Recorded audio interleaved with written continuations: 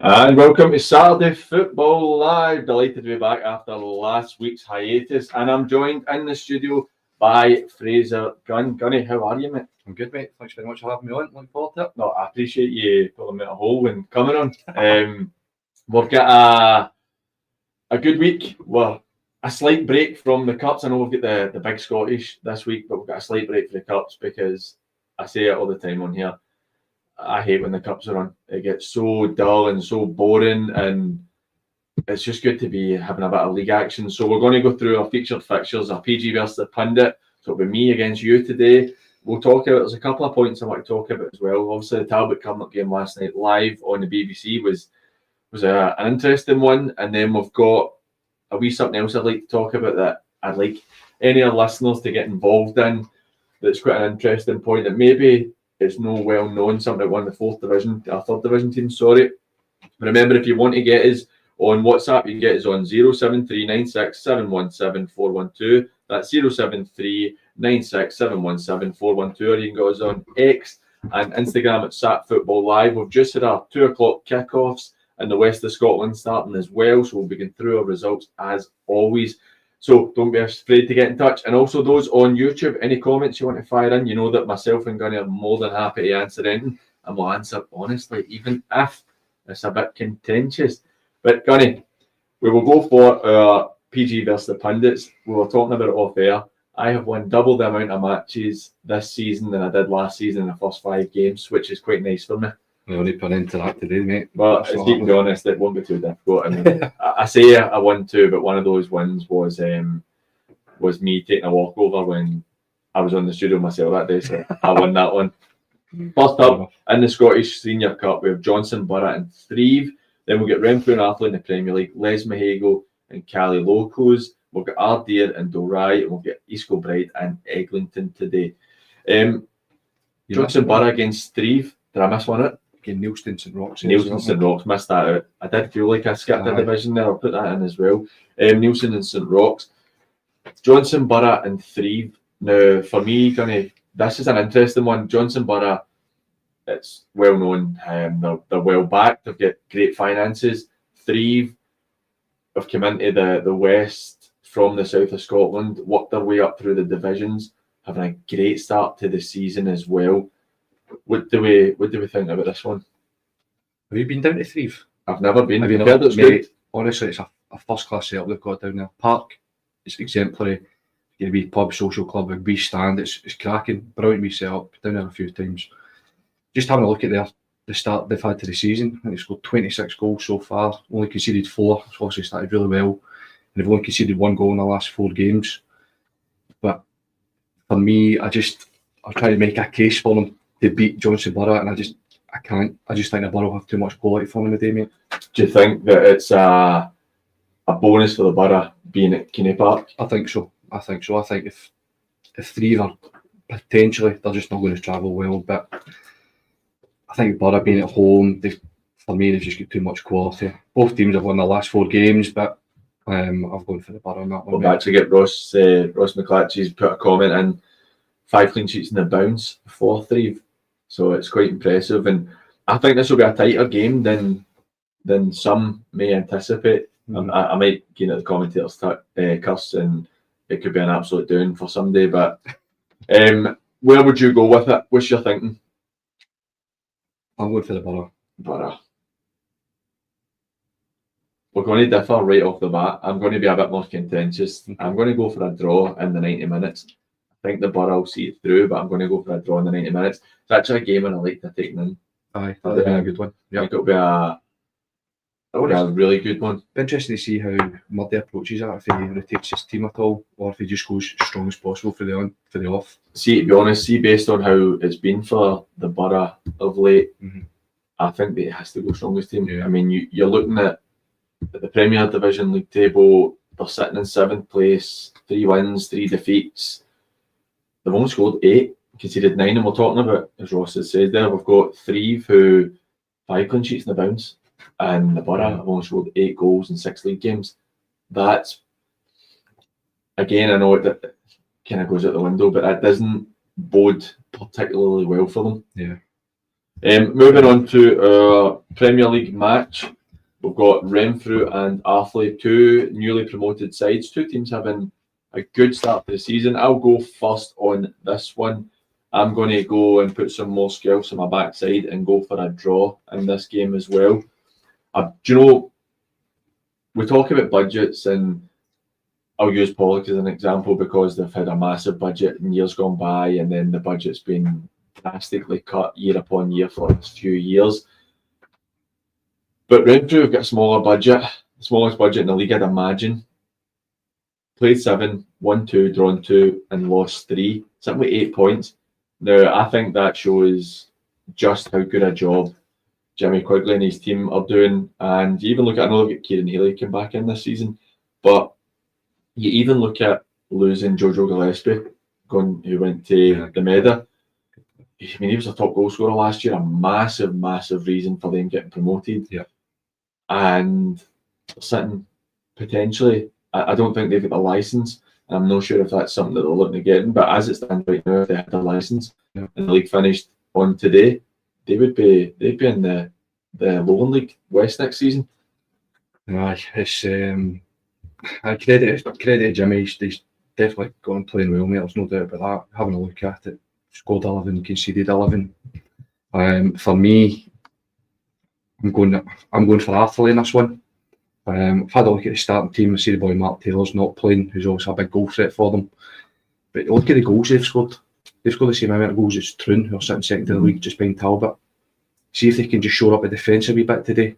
I'm fancying them to score. But I'm thinking Arthur for the day, mate, for me. Well, we've got the first goal of the day in the 4th division. Stephen Gaffney has put Irvine Vicks ahead at Ross Vale.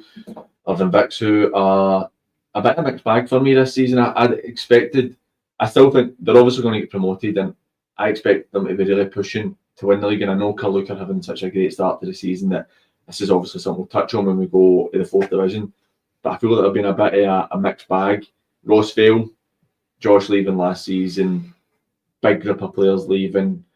It's really difficult for Barry McLaughlin to try and make anything of that this season, but I don't imagine they'll be getting promoted. But that's a first goal of the game, a first goal of the day for us right there. And moving on to our 1st division game that I forgot about was Neilson and St Roch's. I think that the Rock will get the win there. I think the Rock they're in right good form. They're sitting in the league. I mean, surprisingly for me, no surprising that they're up there, but surprisingly for me, in the league, they are sitting with 6 wins for 6, which is massively impressive. Neilson having a decent season considering they came up 3 wins, 4 defeats and 7. Defensively though, they're really ropey, 19 goals conceded. The Rock, on the other hand, scoring a lot of goals, 20 goals scored, 7 conceded themselves. So I'm struggling to see anything other than a St Roch's win there, particularly with the fact that Neilson's Park's really good. It's a nice surface and it might allow the Rock to go and play. It's always well looked after that. Regularly up there. Take your point, mate. St Roch's very strong, played 6-1-6, only conceded 7 as well in the league. I think Neilson in the last 2 home league games they've conceded 10 goals. I think Dale Clyde put 6 past them and Kilburn scored 4. I'm going for a draw in this one today, mate. I just think that Andy and the coaching staff up there will be working hard, trying to get a sort of proper defensive structure to the team and changing that, because that's conceded 10 goals, home in 2 games isn't good enough. No. It's nowhere near it. So I've got no doubt they'll be working tirelessly to fix that. So I'm thinking as well, the likes of St Roch, 6-6, either going well, but you know what it's like, just at this point in the season, I might just be a wee dip in form, might fancy this game and might just take the eye off the ball a wee bit. So I'm going to go for a draw on that one, maybe. It's going to be interesting because we've got 3 different results that's the mic box one. We've got 3 different results for the first 3 games so far. Moving on to the 2nd division, Les Mahago and Cali Locals. What do you see happening with this one? So straight off the bat, I'm going for Les Mahago, mate. I think they're undefeated so far in the league, home advantage. I think as well with Cali and Locals getting a new manager in place, they've obviously had that you think they're going to get that new manager bounce. I think they've probably had that already down at Kilburn, who drew 1 each down there in the cup. But I think to make the most of that, mate, you need to be playing continually. They've had a 2-week break. I don't know if they've had friendlies behind the scenes or whatever. But well, just as you're saying that, we have a goal in that game, and the home side are 1-0 up. Called it. 3 minutes in, Les Mehigo are 1-0 up. See, to be honest, did you give you the scorer? No yet. No. See, yesterday, I was, obviously we spoke about this before, I was getting down to Newcastle, my wife was getting a new car, so we drove down to Newcastle to pick her up. And honestly, see, the Les Mehigo cut-off, there was a crash yesterday, and it took me over an hour to get from the Uddingston cut-off to Les Mehigo. And when you're doing that with a 6 and a 9-year-old in the car, that's not great. It's absolutely horrendous. So I almost want Les Mehigo to lose just because of that, even though it absolutely nothing to do with them. But I agree with you, I'm going to go for a Les Mehigo win, and that was going to be what I was going to say before. I don't believe you for that. That's what it was going to be before I saw that. We'll hear from new Cali Locals manager Stephen Marsden soon about how he feels the start's gone and off of that game, but it's going to be interesting. And we're actually our 4th division featured fixture between East Kilbride and Eglinton. We've got a goal in that game as well. Eglinton have taken the lead there as well, so that's 1-0 to Eglinton. Goal scorer is Liam Davis. Liam Davis with a goal there. But just as I'm saying that, Cali Locals have pulled one back. Already? 1-1. Oh, wow. So we are 6 minutes into the game. Ryan Watson with a goal there, and it is 1-1. An interesting goal. Glasgow United are playing the Ants. The Ants having a real tough time at just now. But Scott Anson, the weathered professional that he is, is back in the score sheet. 7 minutes in, it's 1-0 to the Ants in that game as well. Which obviously, with you being involved with the 20s at the Ants, is one you'd be happy to see, and me being a former player, quite happy to see the Ants getting a win as well. Or winning at the moment. Moving on to, for me, arguably the game of the day in the 3rd division is Ardere and Dorai. We're going to hear from Dorai manager Chris Wilson later in the show as well. I think this one's going to be really interesting. Ardere probably, knowing Sean, even though they're only 3 points off the top of the table, they're sitting in 5th. Sean will probably be a wee bit disappointed with how it started. Chris, on the other hand, 5 wins, 1 draw, 1 defeat. Great start for them.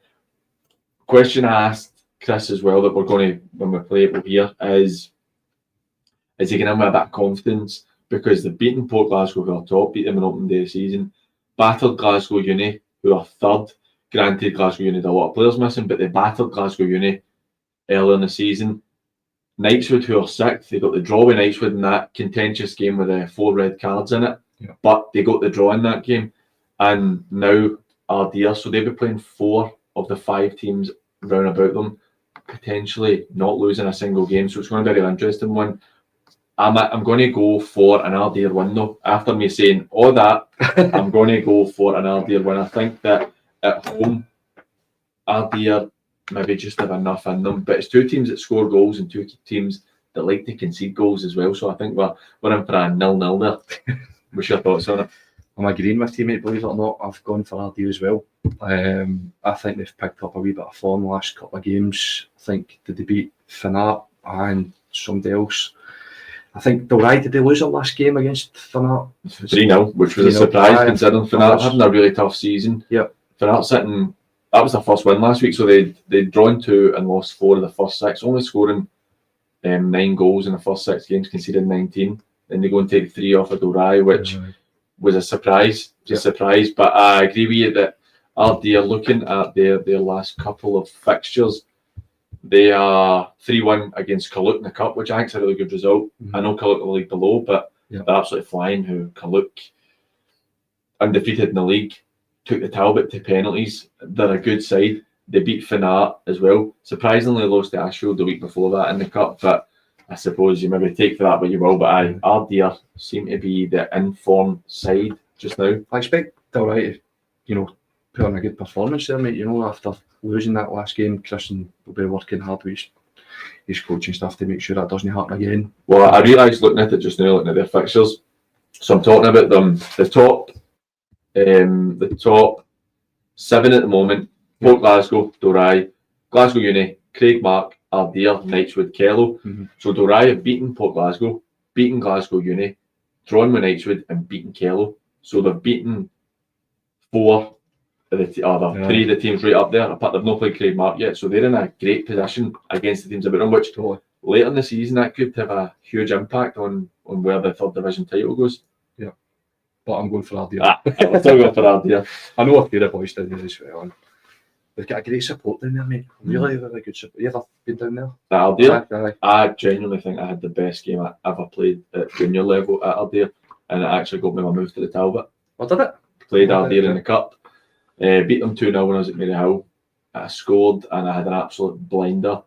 Played the Talbot a week later, so they've been doing watching us. Alan McClucky came to watch. Right. And then a week later we played the Talbot and they beat us 6-0 and I had another blinder and I got my move to the Talbot and then they realised I wasn't good enough and get binned after that. Got a goal at Kilsyth Athletic, so Kilsyth Athletic have scored there 1-0 up there. 2-0, sorry, they've gone 12th minute Burke with a goal and 16th minute Gunn, there you go, your namesake, has scored today for Kilsyth, so that's them 2-0 up early doors. Moving on to our final featured fixture is East Kilbride, Thistle and Eglinton. How do you see this one playing out? I know what Eglinton's 1-0 up as it stands. So prior to finding that out, I had them down as a draw, mate. Are you going to stick with that? Yeah, I'm going to stick with that. Despite the fact I think Eglinton got a very good defensive record so far. I think they've only conceded 6 goals in the first 7 games. Yeah. East Kilbride Thistle score a lot of goals though. 22 so far. So I can see them getting back into that, mate. Also a good attacking team. Be interesting to see if they can get that back. But I've gone for a draw on that one, mate. I would tend to agree with you. I think that even though Eglinton have taken the lead, East Kilbride do score goals. They've only lost 1 in 7, 5 wins and a draw in there as well. Eglinton 4 wins, 2 draws.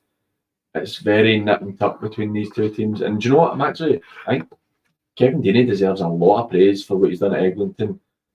He came in and it was a bit of a sticky period for him, and he's done really well, better than I thought he would. I thought they'd maybe slipped in the league table a wee touch, but no, all credit to him. It's been a very, very impressive start. I think as well, mate, they've got quite a young team down there. But the boy they signed from Maybold, this big centre half, his name escapes me now, but I think he's also added a wee bit of experience to the team. He's picked up man of match a couple of times as well, that boy.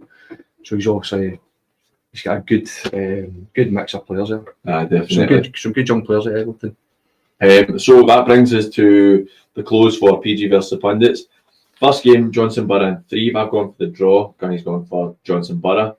Second game, Renfrew versus Arthurlie. I've gone for the draw on that. Gunny's gone for Arthurlie. Third game between Neilson and St Roch's. I've gone for St Roch's. Gunny's gone for the draw. Fourth game between Les Mahago and Cali Locals. We've both gone Les Mahago. Fifth game, Ardere and Dorai. We've both gone Ardere. And final game, East Kilbride Thistle and Eglinton. We've both gone for the draw. So the likelihood is we will have a winner today. Because myself and Johnny, we had a tie last time. I can't even remember. We had a tie last time. So it'll be quite interesting. Now we're going to go back to the Johnson Borough and Threave game. So a lot for Renfrew. Is that a goal for Renfrew? Goal for Renfrew. Who's the goal scorer? Doesn't say at the moment, mate. Well, there we go. That's quite interesting. We've actually got a couple of goals in the first division. Ardrossan are playing Whitlets, and Whitlets' season goes from bad to worse. Ardrossan are 2-0 up after 18 minutes. Alex Dean with both goals in that game. Ardrossan are doing really well this season. That puts them, if results go their way, they could potentially be in the top 3, and they're giving themselves a great chance at getting in that top 8 and getting promoted into the Premier League for next season. We Alex Dean, good player, mate. Young player. I think he was previously co-winning. Very quick, very direct, good finisher. Played for us a couple of times down at Saltcoats as well, just when he was younger. I think his dad was involved at the Winter at some point as well. But good player, good to see him on the score sheet as well. Nice lad. There's a lot of good players kicking about the low levels in the Ayrshire game as well, and that I think a lot of them maybe overlooked by better sides. And we've got another goal in the Coast Athletic game now. Fourth have pulled one back. So we are 20 minutes in and we've got 3 goals. That seems like a good game for the neutrals. We've got There's a good score there, mate. 2-0 for Greenock. I'm just about to say that there against Larkhall. Larkhall are a funny side. Aye. I don't know what to make of Larkhall most of the time. Like, I spoke about it. I know we're now going back 18 months. But when we were at myself, Nixon and Lee, we were at Craigmark, Larkhall were, apart from Ardrossan, I'd say Larkhall were one of the best teams we played. They were so good. Yeah. And they were really, they were so good going forward, but they were also, see if you wanted to mix it physically, they were going back to you. And I think that's a real good quality in a team who've got a bit of ability on the side. But it just seems to be, this season's, I mean, It's bizarre. they're sitting 10th in the league. If they lose this, which, let's be honest, they're 2-0 down after 20 minutes, it looks like it could happen. I'll tell you, a big part of Greenock's success so far, mate, is our goalkeeper. See that boy Craig Beaton, have you seen him? No, I've not seen him. No, I think he used to be a centre forward, believe it or not. Really? Aye, so he plays quite high up the park and he's quick, he's a super keeper, is he? Very much so, mate. See, aye, he's good. I Very think good for me I think he that's, won Player of the Year last season as well. I think for me that's you get too many managers get afraid of having a goalkeeper playing high, Aye. and they'll be like, I had it. I think Fleming encourages it. And it made a difference. It'll be the team confidence, because if your keeper's starting point when you are in the other team's half is 30 yards out for goal, your defenders don't need to be dropping back, and if the ball gets shelled over the top, he's right there. Even if you miss hits it, you're kicking the ball out the park 60 yards up the park instead of it being 20, 25 yards. The goal scorer for Arthley is Aidan Malcolm with a goal. I won't lie, based on his picture, he does look about 16, very young. So well done, Aidan. And I thought that was a goal the way the Ants were putting that up. The Ants were a great save. Cooper, the goalkeeper, with a great save, keeps them 1-0 up. And Ardere have taken the lead against O'Rye. Thomas Miller with a goal there. Somebody who is on the goal scoring sheet quite regularly. We've got a goal in the Girvan and Finnart game. Finnart, after their good one last week, are back to losing ways. And a surprising one for me as well in the first division.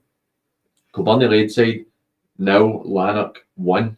That's Lanark bottom of the league. Lanark are right in there, and they are now 1-0 up against Kilburn. Lanark are bottom of the league, yet to get a win.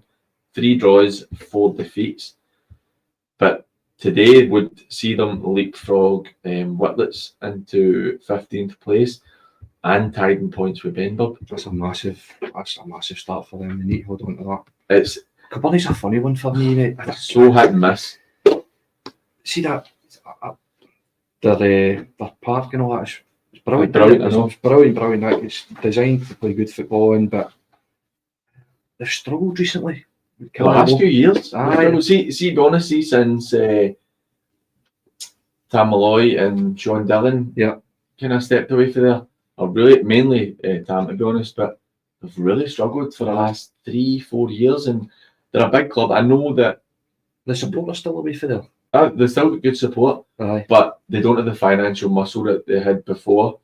But even at that, I think that the fact that they're sitting so poor in that first division, because to me, they've got a manager who has got bags of experience at this level.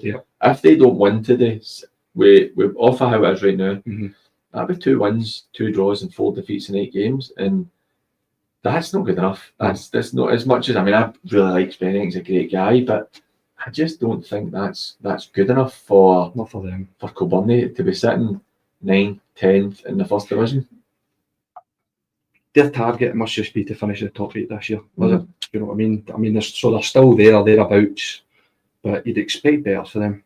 I would definitely agree. I mean, don't get me wrong, they might come back and win this game, obviously, but they just seem to be struggling a wee bit. It's just something's not quite right there. They've had the same problem for me for the last 2 years as well, as they draw a lot of games, and then you look at before today, they'd scored 14, conceded 15. Now that seems to be how it goes for them, that they're not able to go and finish teams off and they lose goals. And I mean, you're averaging 2 goals a game against.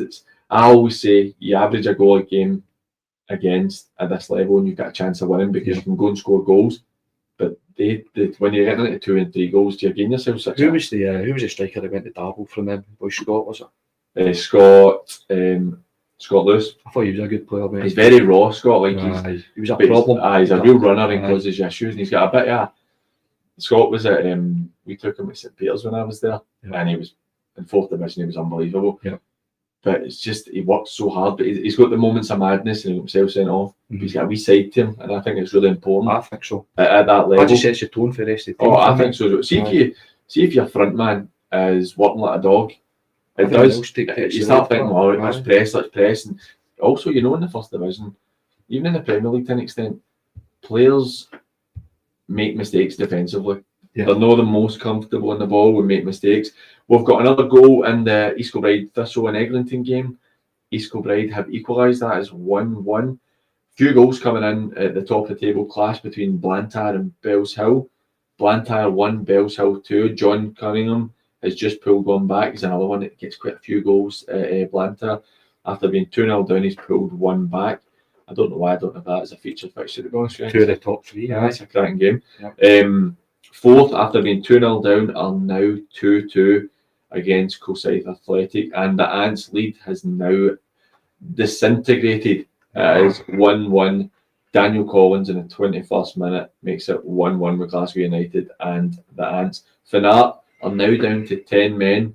A red card for Fanart, that's them down to 10 men. And Les Mehago scored a penalty in the 21st minute. They put themselves 2-1 up against Cali Locals.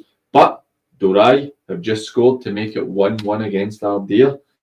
A lot happening. Goals coming in, like that. Early on in the day, it's been quite interesting. As I was saying, Johnson Borough and Thrieve. We touched on Johnson Borough in terms of how their season's going. They had a really poor start. Granted, they're 4 wins in the bounce. The last 4, they've had 3 cup games, which I think kind of maybe masks the fact of the poor start. Beating Girvan 2-0, Arniston Rangers 4-0, then a good one in the league against Arthur 3-2, and then beating Whitburn 2-1 in the cup as well. Before that, it was the defeat to Pollock, which I think was a bit of a surprise. I think these cup games have come at a good time for Murdy. They've probably given them a wee bit of breathing room, and winning 4 in the bounce has probably taken quite a bit of pressure off them, because I imagine that the fans will be expecting a certain level of performance and results with the money that's been invested. So they 4 wins will definitely be helping them out a wee bit just now. Yeah, that's massive, absolutely. The boy Diver, is he still? Yep, he's still there. Is he not playing just now? Is he injured? He's been a bit in and out, to be honest with you. I don't know. He's a massive player. He's brilliant. Kieran's for me struggled since you look at his time at Beath, and we've got Chris Strain on the show next week. Strainey seemed to get the best of him, but Jimmy Quigley also got the best of him as well at Renfrew. Then he went to St Cadoc's and it never quite happened for him. And now with for our level in relative terms, a massive money move to Johnson Borough, and it's really not happening for him. It's strange, isn't it? I saw them against Cumnock and he looked a frustrated figure up top. He just wasn't getting that involved in the game, and the way they were playing didn't seem to suit him. But look, we're going to go for a quick break. Craig McGee, I know you've popped in a couple of comments. I will get to them when we come back. But we're going to go for a break. So remember, if you want to get us on WhatsApp, you can get us at 07396 717 412. That's 07396 717 412. Or you can get us live on X and Instagram at SAT Football Live. We'll be right back after.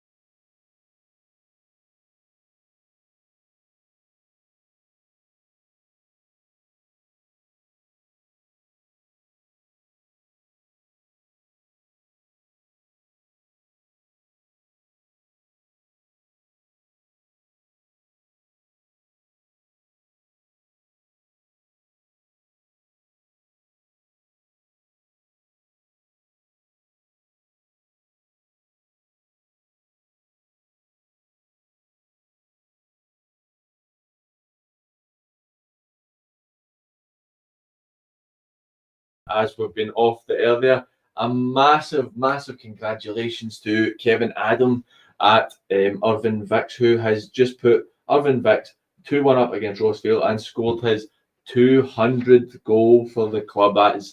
That's incredible at any level, but I mean, you look at it at this level. With Nicky Little a couple of weeks ago for Clydebank had scored his 200th goal, and now Kevin Adam. That's so impressive. That's an amazing achievement, mate. At any level of football. How many seasons has he been there? Do you know roughly? I'm not sure. I don't know either, but he scored a lot of goals, mate. That's brilliant. Fair play to him. You really got to take your hat off to him. It's very, very impressive to be scoring that amount of goals in your career. It's so impressive. Yeah. We've got a wee comment in from Paul Smith, one of our members on the channel. So thanks, Paul, for commenting as always. He's saying John Cunningham scored 12 goals in 13 games on loan at Clydebank 2017-2018 season. So John at Carluke has obviously got a bit of an eye for goal. Yeah. Blantyre, he's obviously got a bit of an eye for goal. 2-1 now for East Kilbride against Eglinton. We're on a break. 2 each. Can't keep up with this game. We also have Daniel Irvine puts Glasgow United 2-1 up against the Ants. The Ants with their not long-lasted lead. Now, your old side against my old side today. Saltcoats 0, St Peters 2.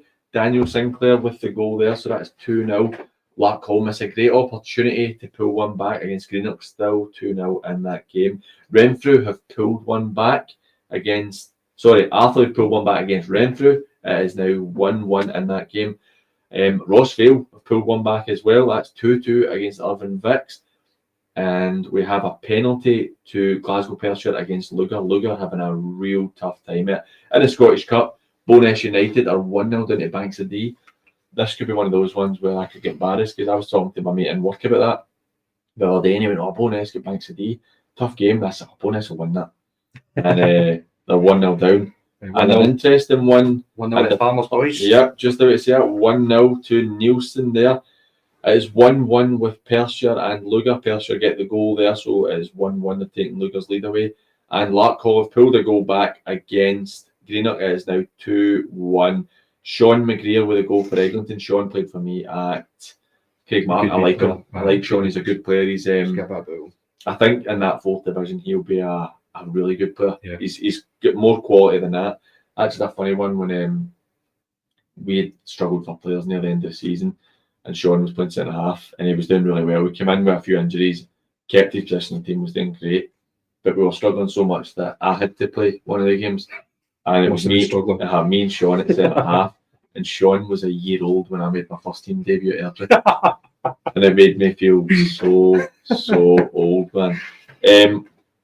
Ben Fry is sent off for Bo'ness United, so it goes from bad to worse. The goalkeeper being sent off, former Pollock goalkeeper Ben Fry. Interesting one at Gartcairn. Petershill are 1-0 up against Gartcairn. I'm surprised at that. That's a strange one. Gartcairn sitting top of the league. Petershill sitting 10th or 11th. 10th, That's a really interesting one, because Gartcairn are absolutely flying. They had that draw in the first game of the season when they were 4-1 up against Whitlets. Whitlets got it back to 4 each. But that's a bit of a surprise for me, but again, in a way, I'm saying it's a surprise. But Petershill are like that. They'll be the team that can go and take points from your Gartcairn, but then they're going to lose to Lana themselves. You know what I mean? They're an interesting side. So we were saying before the break about Johnson Borough. What is your thoughts with how the pressure may be? And you touched on it as well when we were talking about it. You wondered what Murdy was going to do with his team. How do you think the pressure would be for Murdy from the fans now that they've got that financial backing and have expectations that they didn't have a few years ago? I think, especially with the wins, win the cup, win the Scottish last season, mate, that's just increased things through the roof. They'll be looking for them to get finished top of the league, and they'll be looking for another trophy as well on top of that. I think with the players they've got as well, they should be expecting that, because they've got a right good side, a really good team. Put a lot of money into it as well. So these games against teams, albeit Threave, I'm a big fan of Threave. They're a right good side. Doing a lot of good things down there, but they'll be just looking at it and saying they're a few divisions below us. We should be run over the top of them. They're not really concerned about that. And we're looking at they'll they'll be crying out for a win a day. And look to kick on for there. We've got a red card in the Glasgow United and St Anthony's game. Kevin Nicol has been shown a straight red card, so that is Glasgow United down to 10 men. I wonder if the Ants can capitalise on that one there. I hope so. You look at like Glasgow United where David Templeton, David Goodwillie, Kevin Nicol, guys who have got bags and bags of experience and good players. Yeah.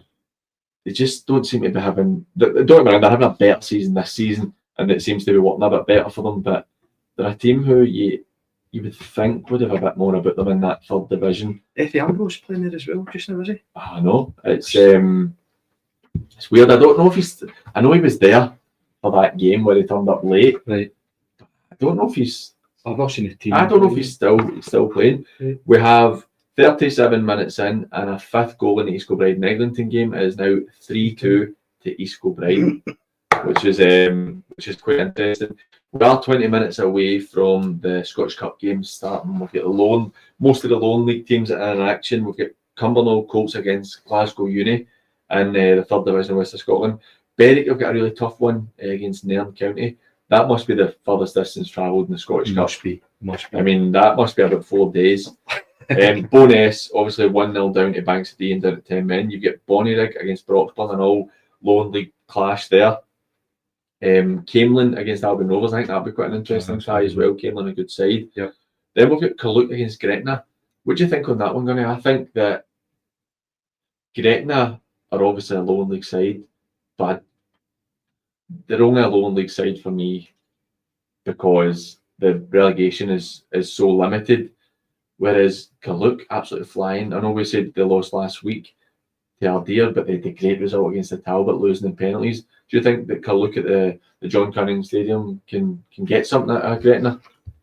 I do, mate. I actually do. I know Mark, when he coaches up at Carluke just now. I've spoken to him a few times, but they're doing well, mate. They're doing well, and Div gets his team set up really well, and they'll be looking to take the game to Gretna there. I mean, especially taking 2 goals off of Talbot at home just a couple of weeks ago. I mean, that's brilliant. The boys and the management should take confidence for that and going into that game and saying, listen, we can do it against the top of the league in the Premier, we can do it against this. Because let's be honest, I know cup games are one-offs and stuff like that, but the Talbot are a much better side than Gretna. Yeah, agreed. Yeah. And Gretna have only won 1 out of their 11 games, 1 draw, 1 win, 9 defeats. I mean, it's no great reading for them. They've scored 18, conceded 36, so they're averaging more than 3 goals a game against them. Yeah.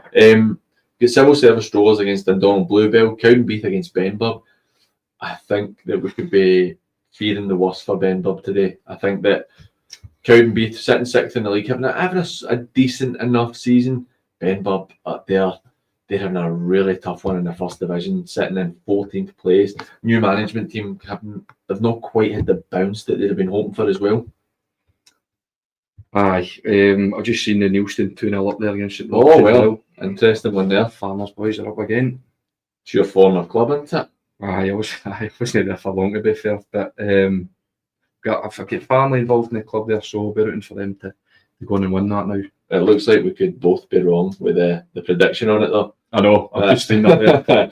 I was going to go with my heart, but I thought, no, Aye. We're looking at the Bens beating Rothay Rovers in the Cup 5-3. Even that for me that's not a great result at home last week. Got the one, which is great, but they had the 2-1 defeat to Darvel in the Cup. They beat East House Lily. Again, they're no massively impressive results. The Cumbernauld one was a decent result for them, but it's been a really, really poor start for them, and it's a hard job for Gordon Robertson, who you worked under at Yoker. Aye, he's a good guy, Gordon. He'll get his team set up nice and organised. He'll not try and overcomplicate things, mate. He'll know exactly what he's looking for his players. He'll make it clear for them, going out what is expected of them. So I wish him all the best, and hopefully, what's the score that game? Sorry, just now. It's not started. That starts at 3. Sorry, 3 o'clock. I got for that one, but I hopefully he can get a result there today, mate. It'll be big for him.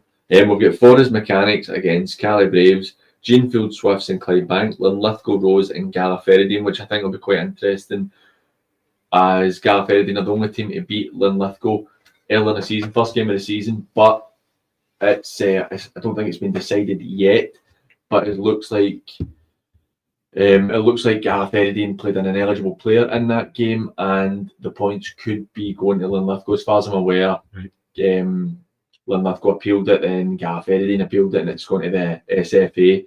So I believe that it could be a 3-0 overturn for Linlithgow, which would give them technically 10 out of 10 in the league, which would be incredible considering the quality that's in that Lowland League just now.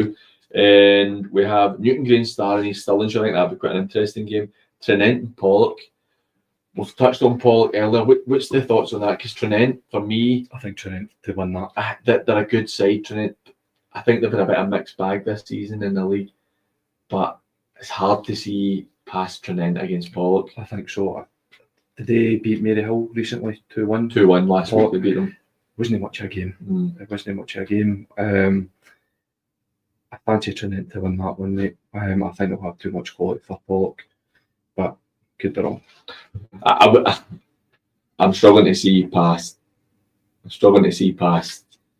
Trinent for that one because it's just Pollock are having a really tough time it as well. But we have a goal in our Johnson Borough and Thrieve match. 5 minutes in, the home side take the lead. Johnson Borough are 1-0 up, and it is Aidan Gilmartin with the goal there. So it's a goal for that.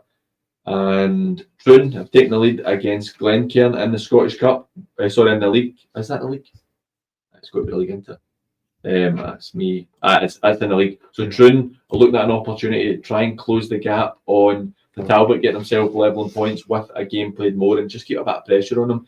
But I think that's a good time for us to look at last night's big game. Talbot 2, Cumnock 1. I only saw the last 20 minutes. As I said earlier in the show, I was away in Newcastle and I was driving back up the road last night and I was watching it on my phone. I just missed the first goal, Conor Boyd's goal for the Talbot. Right. It looked to me like it was all the Talbot, what I saw at the end. But a real bad night for young McEwen coming on. His dad's assistant manager, puts him on late on in the game, gives the penalty away, then gets himself sent off for his tackle on Luke Main. What was your views on the game? I could have went much worse for the boy, could have. It was about as bad as it gets. I actually thought the first half, I thought Cumnock done all right. See, for the first 5-10 minutes, I thought they were knocking the ball about quite well. Talbot huffed and puffed, didn't really create many chances. Kyle McAvoy had a couple of efforts from the edge of the box. Nothing was really falling for them properly. Probably a 50-50 first half. Obviously, with a good header for the boy Ralston that scored. Second half, you just know Talbot were going to come out and they were just going to come all guns blazing for them. Eventually got the goal through Boyd. Good finish, but then again, for me it was a penalty. I know some people have been saying it was quite soft, but then the boy, the right back's got a cross. Young McEwen, and he's been direct, he's been quick, he's just drawn the fill, isn't he? I fell for the boy because you see it after he's made the tackle on Luke Main. He's just looking over the bench as if, am I going off here? What's happening? Well, we actually have a comment for Craig McPhee, who Craig's one of our members in the show as well and a massive contributor to the show, so I appreciate that, Craig. He has said, good advert for the West of Scotland last night. No bother other than a bit of a head loss from the Cumnock assistant manager, Southey being young McEwen's dad. At the end of the game, Cumnock, far bigger playing budget over the Talbot, added into the bargain. So that's obviously Craig's a Talbot man. Okay. But that's twice I've seen Cumnock this season, once against the Borough, like I said earlier, and then that 20 minutes last night, which last night can be taken out of context from what I'm seeing because Talbot are going for the win. Cumnock don't look like a team who will ever go and run over a team. That's fair. They're defensively very sound, but they just don't have a great deal going forward for me. And that's like last season, you look at that was a big issue for them as well, scoring goals. Right, it's weird to say that because I think the boy Ford, he started out wide. It looked as if he started out wide the first half anyway. I thought that's strange, you know. I don't think he'll score a lot of goals there this season. No, I don't think so either. But especially if he's playing out of position, mate, you know, if you want him through the middle, for me anyway. But Talbot, they're strong, they're fit, A good side. Obviously, the league table tells you that as well. We're getting a bit of the Talbot of 10 years ago, I'd say now. Yeah. This is the best Talbot team I think we've seen in the last 5, 6, 7 years. They're really, really turning it up a dial. And again, we spoke about Luke Main off air, and it sometimes turns into a Luke Main loving on here for us, because we, myself and Des and Johnny, would talk about him, and he is a Talbot player. Yeah. You could see him last night. He had that extra bit of quality. He was driving forward. He was. We touched on Scott Lewis when you get a player who leads for the front. See if you've got a player in the middle of the park that's doing box to box and tackling and hounding people. That's a good example. It does, and it makes everybody feel more confident behind them. And I think that players like that, again, I touch on Luke Gillis quite a lot. I think he's a good player. Clark at right back who wins the penalty, good player. Yeah. They've got a good balance to them. Exactly, they've got a very good balance. You get Simon on the other side, but Neil McPherson playing. It's, to me, Thompson scores the penalty last night, shows a good bit of composure, but before he scores the penalty, he hits the post. Yeah. When he's that great, he doesn't have the great first touch. It takes him slightly away, but he gets on the spin, smashes it off the post. Connor Boyd, Kyle McAvoy up top. Yeah. They seem like a good unit. A good unit, I definitely. And I think that, I don't know how you see the game, but last night, but to me, that they just looked a lot stronger for what I was watching. Yeah, they looked fit as well, mate. They keep it simple. They get the ball up top to Kyle and Boyd it, and then they get their runners from midfield, just the way they used to be. Just get the ball along and go chasing after it and win the second balls. I actually quite like the boy at left back, the boy Seanville. I think he gives them a good balance. He gets good crosses into the box. He gives them good service for the forwards. That's where a lot of their chances come from. Even the boy at right back as well. Thought he was very good last night too. But they're a strong team, and they've got good options on the bench as well. I know there was maybe only a couple of subs they made last night, but we really Langan, like Danny Sittersley was one of the league with Beath. A good group of players, and obviously very experienced management as well. Yeah. I think I heard a stat last night. They've been in charge for 22 years. Won 36 trophies or something. It's insane. It's unbelievable. Tucker will go down as the greatest manager in my eyes at this level ever. I'll never be beaten. It's even when they've been, and I put in quotations, poor, they're still managing to finish top 3 in the league. They might not have won a trophy for 2 seasons, but they're still finishing top 2, top 3 in the league, and they're still difficult for teams to beat. And I think that you look at last season where Clydebank was so dominant. I mean, the Talbot, the last team they lost to, I think, was Clydebank in the pre-season cup they played in. Clydebank beat them 4-1. But you take Clydebank out of it last season, who you can see again they've kicked on a level in the lower league as well, and they're so strong in there. But you take that, the Talbot would have taken Clydebank away, would have been 8 points clear of Johnson Borough to win the league last season. That's good going, isn't it? Lost 4 games in 30. Always feel as if they recruit very well. They never, they quite often they'll go into leagues below and just pick out the best players for the league. Like Kyle, for us, he was at Bonnet at the time I was there. He carried us going forward. He was such an attacking force for us. He was brilliant. You look at other players who've signed previously as well. Boy Austin Syme, midfield, I think he's going to kick on another level.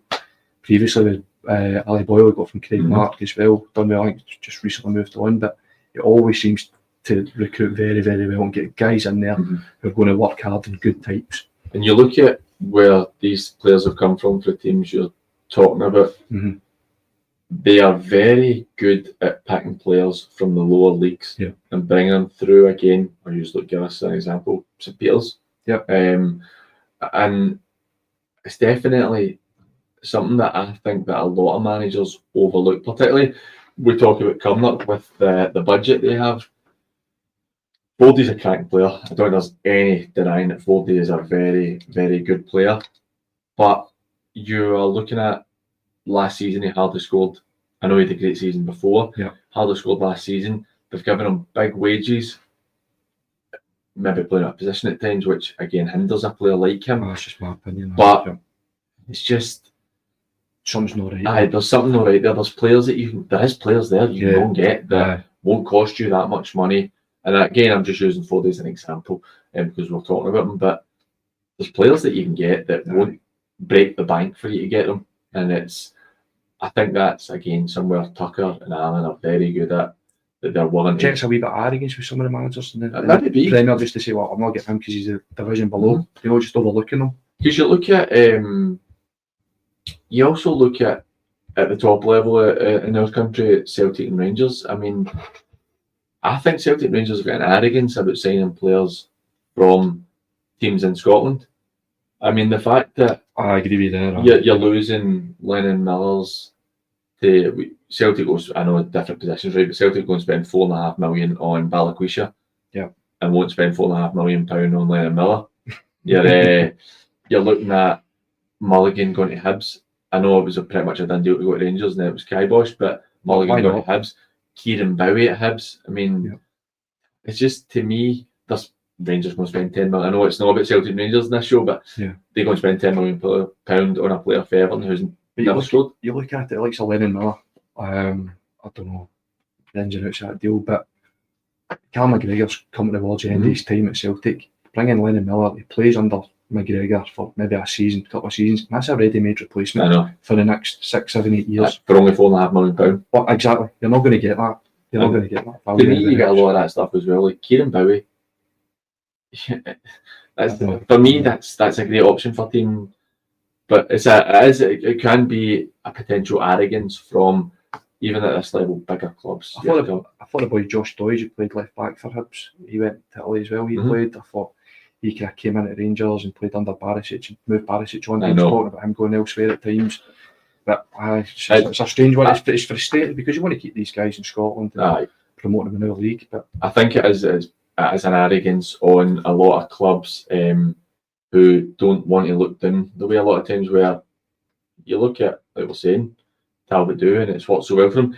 We've got another goal in our featured fixture. East Kilbride 4, Eglinton 2. What a game that is. I think it's 4-3, mate. 4-3 or 4, catch up with. Knightswood have taken the lead against Easterhouse in the 3rd Division. They answered the ball in the net through Scott Anson, but it's ruled out for offside. Rossville 3-2 up against Irvine Vicks. Were they 2-0 down? They were 1-0 down, 1 each, 2-1, 2 each, and now 3-2. Saltcoats have pulled a goal back against St Peters. Irvine Meadow are 1-0 up against Cumbernauld United. Ardrossan now 3-0 up against Whitlets. There's your Eglinton goal there, 4-3 for East Kilbride.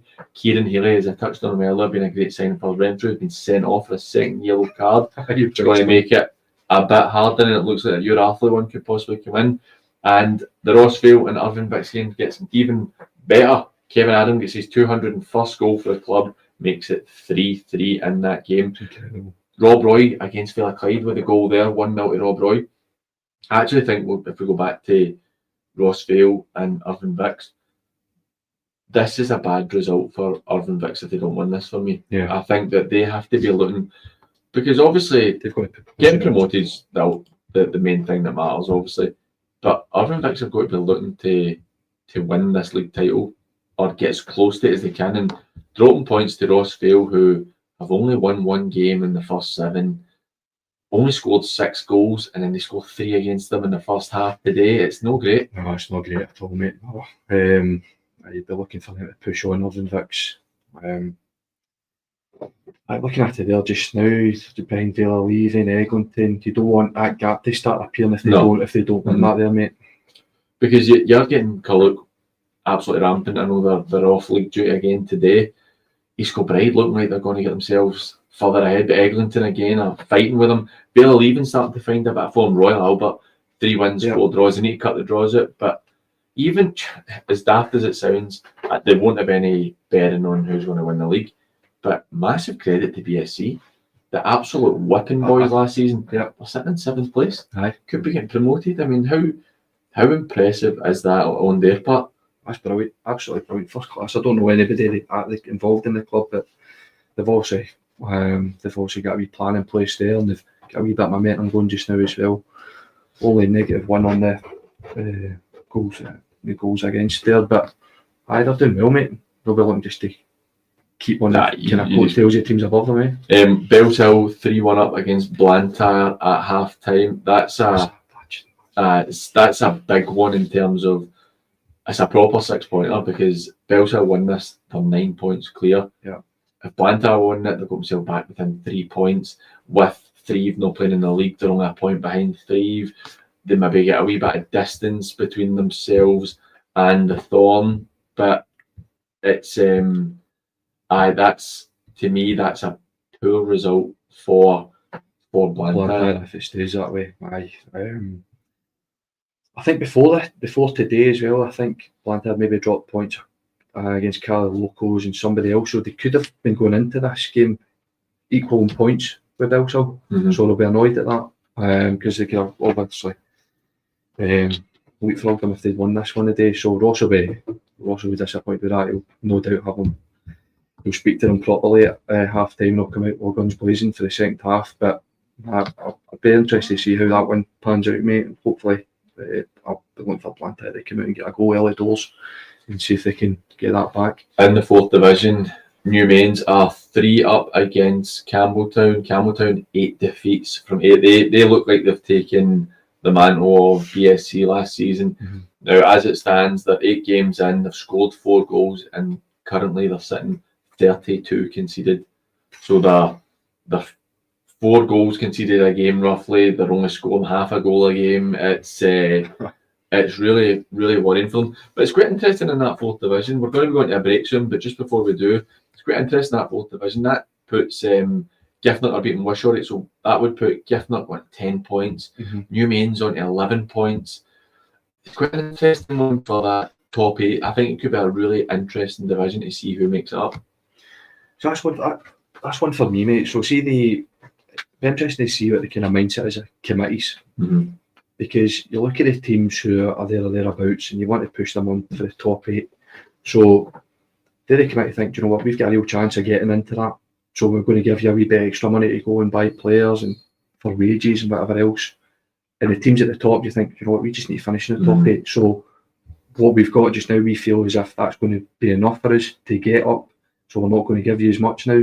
But I see they're finishing in that top 8 and they are fair play them. It's something we're going to come back and touch on because I really find the 4th division interesting. Craig Mark at half time are 1-0 up against Glenvale, which is a good position for them to be in, with Ardare and Dorai currently tied at 1-1 in the 3rd division. It's one that's going to be, I think that'll be the most interesting league to see. There's a big half time scoreline just now, mate. Ashfield 2-1 up. Could they be getting their first one? That'd be an interesting one there. That'd be good. We're going to go for a quick break, but remember, if you want to get in touch with us, you can get us on WhatsApp at 07396 717 412. That's 07396 717 412. Or you can get us on X and Instagram at SatFootballLive. Or you can get us in the comments section of YouTube. Myself and Gunny are more than happy to answer any questions. And we'll be right back after the break.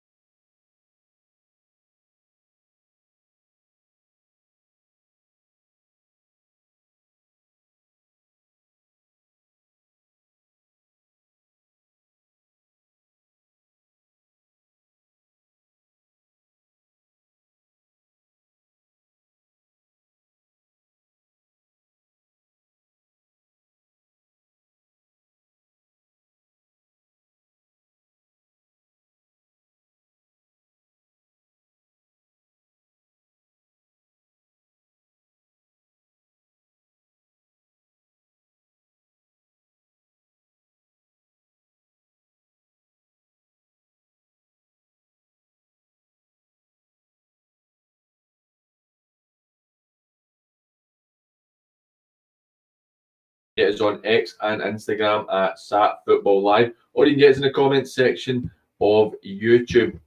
A big shout out to our 3 sponsors for the show. BSN, as you can see if you're watching it on YouTube, it's running along the bottom of the screen there. Best about for your bespoke kit. So if your team's looking for anything, get in touch with Gaz. His number's running along at the bottom.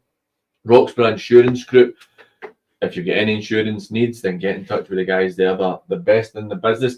And a big shout out to GLA Chauffeurs.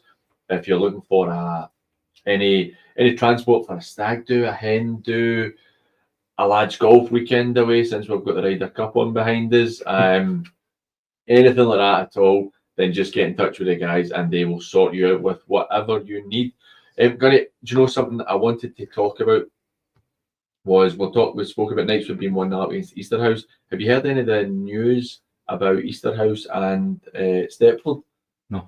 So, from the limited information I have, it's the charity called Fair that run Stepford, and Easterhouse work in partnership with them. Other kids' teams use it, the first team use it.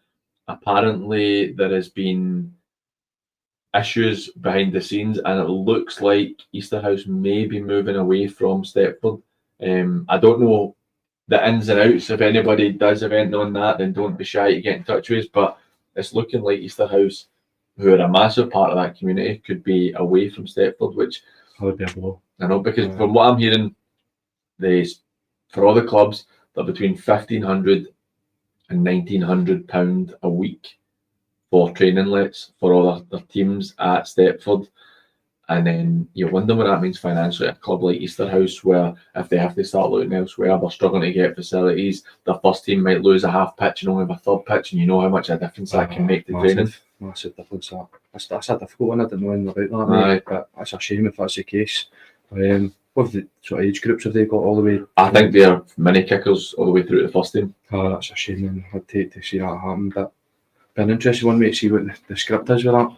I know, it's because they're such a they're a focal point in the community, and particularly in a deprived community like Easterhouse, you need to have somewhere for kids to go. So I'm wondering what impact that could have, if it's going to have any impact on the first team, because Ashfield playing out of there just now as well. They are indeed, but obviously that's a separate entity that's working with that.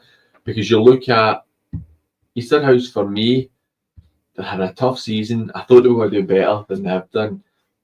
Nobody battles Easterhouse. No. It doesn't happen in the league, but they've only won 2 out of 7 games. They're losing to Knightswood today.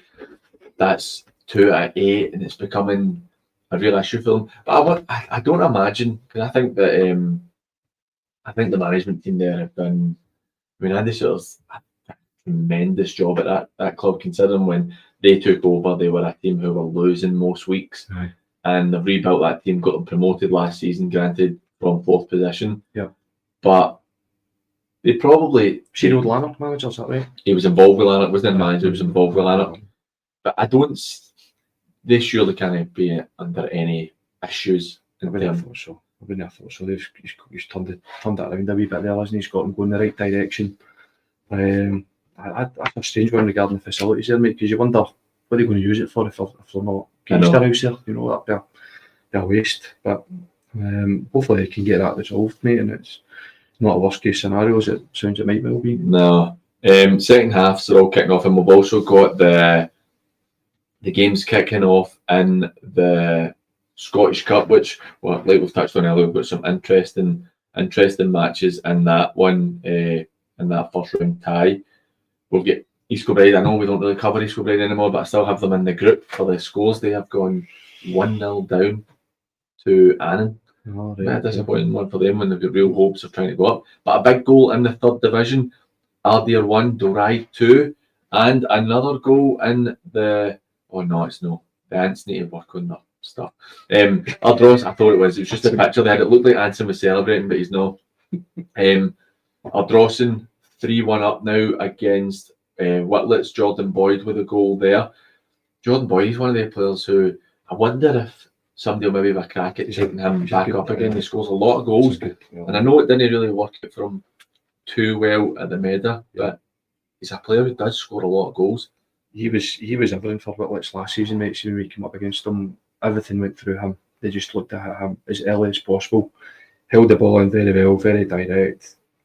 One of these guys, you feel he has a shot at goal, he's on target every time, so he's always wanting the goalkeeper. But that's exactly the response that Whitlock's will be looking for 3 minutes in the second half. Really early doors. So, it'll be interesting to see how that one goes now, mate. Dalry 2-1 up. Yep, 2-1. A lovely intricate move down the right between the Catlows and Macaulay MacArthur, a player that you know well, unleashed a shot at the keeper who saved it well from close range, but Iwebo was in at the back post to hit home. Macaulay's a funny boy. He played for both of us. Mm-hmm. There's something there for him. I think at the lower levels in this setup, he's got something about him, and he's good to have in the changing room. He's well liked and he's a funny guy. Maybe speaking to Chris Wilson, who I will play his interview in a minute. Speaking to Chris Wilson, he's definitely settling in well to life at Dalry. Maybe he's just needed that club to get the best of him. I think when we had him obviously at Yoka last season, he played out wide a few times for us, actually performed quite well, but you could tell that wasn't where he wanted to play. He wanted to be the number 9, he wanted that responsibility to be the centre forward for the team, and it looks as if that's what the role he's playing for Dalry just now. He started the season well, I think he scored against his old club, Port Glasgow, so he's a man, mate, type of player, but no, I wish him all the best, mate. It sounds as if he's missed a sitter and the boys scored the tap in for the rebound. So we have a goal at Renfrew. It's Slaven with a goal, 2-1 to Atherley, so they're 2-1 up. We're going to go back to Les Mahego and Cali Locals. I touched on that. I spoke to Stevie Marsden, the new manager at Cali Locals, coming in.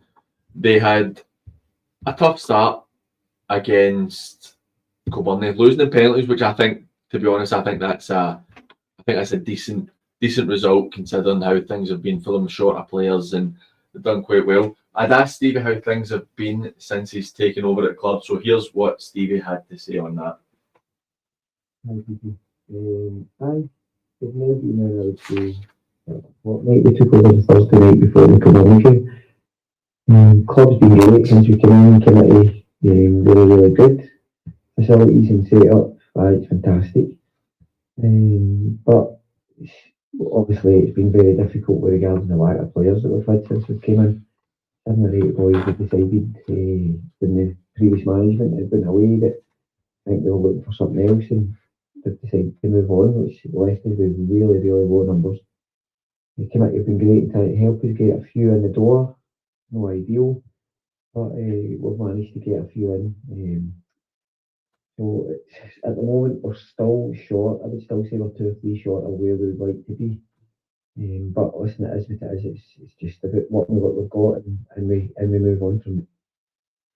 It's definitely a tough one to go in. You always know that's going to happen with the previous management team leaving and going to Cosaith Rangers.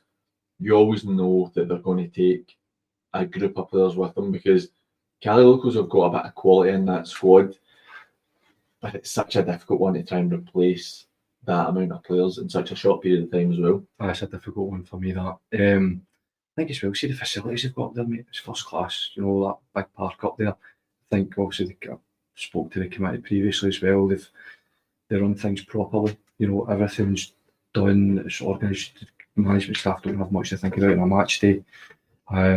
But like you say, they've lost 5-6 players. I'm sure the boy Dylan Collins who'd scored a few goals for them at the beginning of the season, he's now at Les Mahego.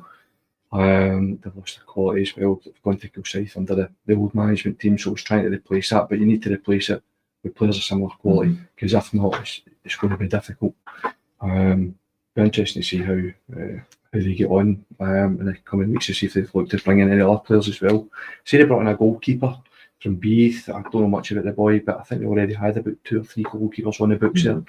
So that maybe means that Stevie's not particularly impressed with what he's seen at this stage so far. Yeah. And I think that's where, when you're at a club like that who have no finances, there's no budget for players, you need to lean into your contacts, and you see that way with Stevie bringing in Rhys McAteer from Cambuslang, where Stevie was previously. So it's you've got to try and lean on your contacts. You've got to do that. Because you even look at, like, you've been in at the 20s at the end. Something Monty's got to try and do is just lean on his contacts, and that's obviously how you get your Scott Ansons in and stuff like that. But it's such a hard shift when you don't have any money. It's a hard gig for anybody, mate. And fair play to Monty, because he comes in, he watches our boys every Friday night, mate. In fact, he's only not made one Friday. It's the night they played Glasgow Uni up at their place. He just comes down, he watches the boys, and he's taking a few of them up. And the boys that have gone up have stayed up there as well, so they're always involved. But like I say, it's very, very difficult, especially if you're up against a club who's probably in a similar position, but they can just offer them a wee bit more money. They're just going to take that now. That's the modern junior player, if you like. So it's very difficult for these guys. Well, we touched on them having, Cali Locals having the game against Kilburnie last week. There's 2 each in that game now, mate. 2 each now, well, that's impressive then. And it maybe leads me well to my question that I'm going to be asking, or that I've asked Stevie that I'm going to play in a second. But Les Mahago today, really difficult game. The Meda in the Cup next week, really tough game. Bells Hill in the league the week after, I mean, flying. Then you get Threave in the league, and then you get Mabel, a team that I think they'd be aiming to try and beat, because Mabel obviously got their own issues just now. It's not easy. It's no easy. It's a really tough start. That I asked Stevie the difficult start, but does that motivate him as a manager? Does that motivate him for that challenge? Here's what Stevie had to say in that. I probably couldn't have asked for a more difficult start, mate. Obviously, first game of the week, Kilburnie here, first division. This week we go to the game who, under Daryl's flying, you always know what you're getting. If Daryl's team is very good, very strong, and they'll compete all over the park. And then we'll get Meadow in the Cup next week. And just for good measure, the league decided, when we did have a 3 week before we were at home to Threave, the Flum was in Bells Hill away. We're obviously flying at Tapfield League. Well, listen, it is what it is. We move on, we need to play everybody twice, and let's see where we are when we get to kind of end of April, middle of May. We've spoke to the committee about this, and what from your point of view, it needs to be a kind of work in progress. First of all, I think we need to just go in and try and steady the ship, and then try and pick up as many points as we can going forward.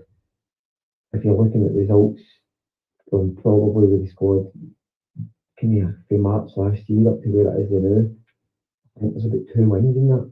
So we're not going to be able to win magic wand. What we need to do is just go in and try and make things as better as we possibly can. So something, the challenge to look forward to. That's what will motivate us. We've got a good group of coaches, good coaching staff there, and the boys that are there seem really up for it. So we'll move forward, and there'll be no excuses. As I say, we'll give it our best shot.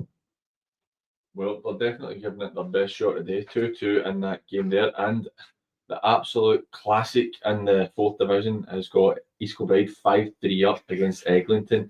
We're talking about Easterhouse and how potential issues off the park might be causing them potential issues on the park. They've just equalised through a Kyle Ross goal against Knightswood. And it's funny seeing it that Knightswood are obviously having a bit harder this season, where they were so convincingly the league champions last year. Port Glasgow, on the other hand, the only games they lost were to Knightswood, kicking right on in that 3rd division. We've got a goal in the Scottish Cup. Glenafton are 1-0 up against Invergordon. Evan Malley with a goal there after 9 minutes. I think that's going to be a pretty routine affair for Glenafton and Newcomer. And Lambert makes it 3-1 for Greenock against Larkhall. Is that Lambert that played for the Meda? Aye, Ennis Lambert. Ennis Lambert, I think he was potentially from Dunoon, mate. So he travelled across. Yeah, I think that's him. The Ants are now 3-1 down to 10 men, Glasgow United. David Templeton with a stunning free kick after 53 minutes. Giffnock 2-0 up against Wishaw. Govan 2-0 up against Finnart. Trinent score a penalty against Paul. It is 1-0 to Trinent against Paul after the first 12 minutes. Giffnock have now gone 3-0 up against Wishaw. It is Connor Boyle with the goal there.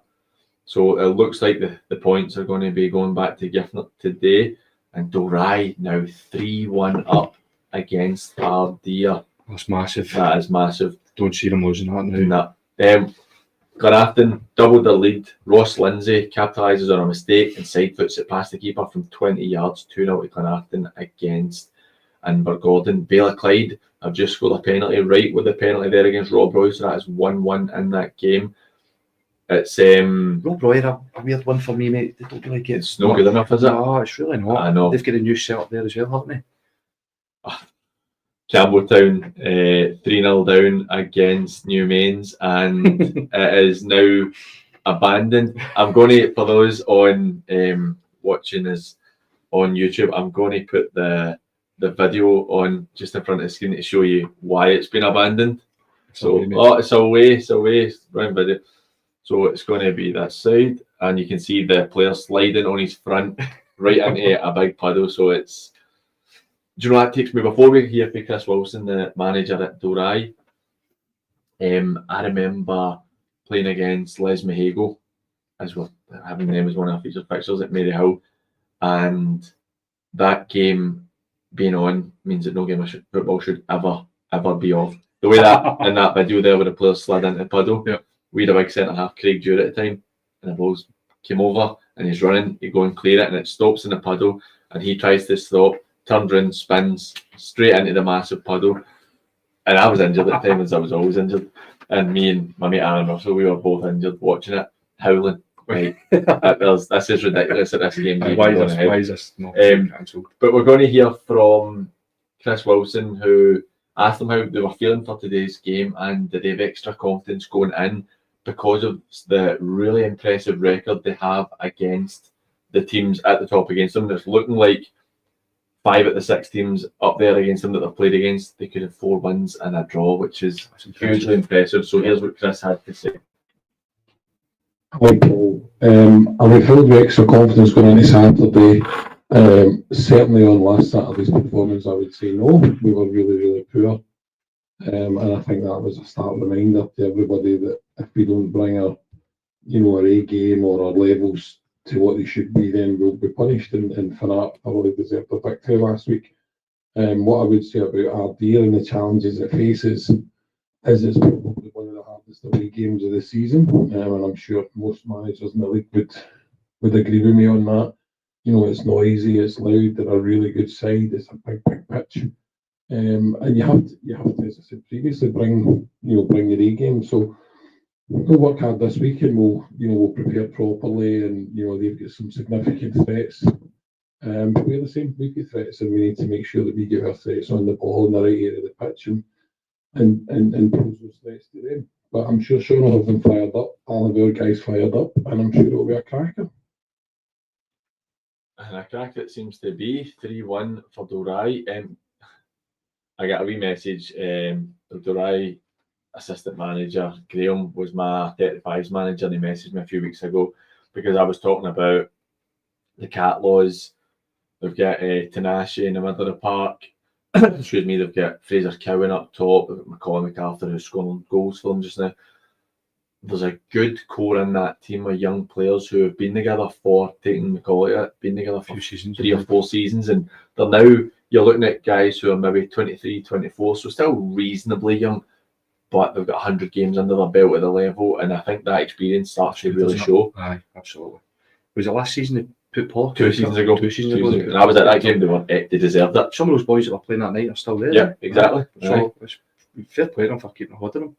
And again, the boy Tanashi in midfield, he's been sitting a bit there for a few seasons as well. I'm surprised nobody's came sniffing about him. Because Tanashi's a funny one. He's very, in my eyes, he's very raw, but he's got a lot. Oh, definitely. He's got a lot that he offers with his aggression, his intensity, his physicality, his pace. He's got something. He's got red cards in him with no dirtiness, but like just rashness. Aye. But again, he's a player that you see him going and chasing 20, 30 yard balls and winning something like that. It drives you on. But as we're talking about that, they have just lost another goal, so it is now Ardea 2, Dorai 3. Vale Leven have now taken the lead in their game. They are now 1-0 up, which I think is quite it's a good one for them to keep their title hopes open against East Kilbride YM, who are struggling a wee bit with the step up into the West of Scotland level. Banks of D have doubled their lead against Bowness United. They are now 2-0 up against Bowness. It was Jack Loudon with the goal for our dear. In the Premier League, we're still 1-0 with Troon against Glencairn, and we'll get no other change in the Athlone Roundtree game. It's 2-1. But half time at Keene Park, it's 1-0 to Johnson Borough. That's the answer. Get one back as well. Back to 3-2. And it's also 3-2 in Ardrossan. Whitlets have pulled one back. Love with the goal there. So that's So Ali Love. Ali Love and Jordan Boy with the goals there. That's two players that chip in with goals. Yeah. Josh Adair with the goal. Josh Adair, he's the left back, isn't he? Is Josh the left back? Pass, mate. No, I'm not sure. I don't think he is. Is it no? No. Because we looked at a player for the answer. I thought it was Adair that was at left back when we were at Craig Mark. It was a good player. But yeah, moving, we're going to have a wee chat about the Premier League.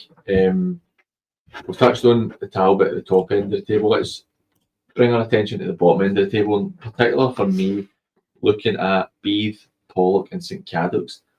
Three teams who have had different fortunes in the last couple of seasons. Beath obviously a couple of league titles, then last season was a mid-table nothingness. Then they bring in Mick Dunlop as manager, who had a mixed bag at Gartcairn, but brought in some good players as well.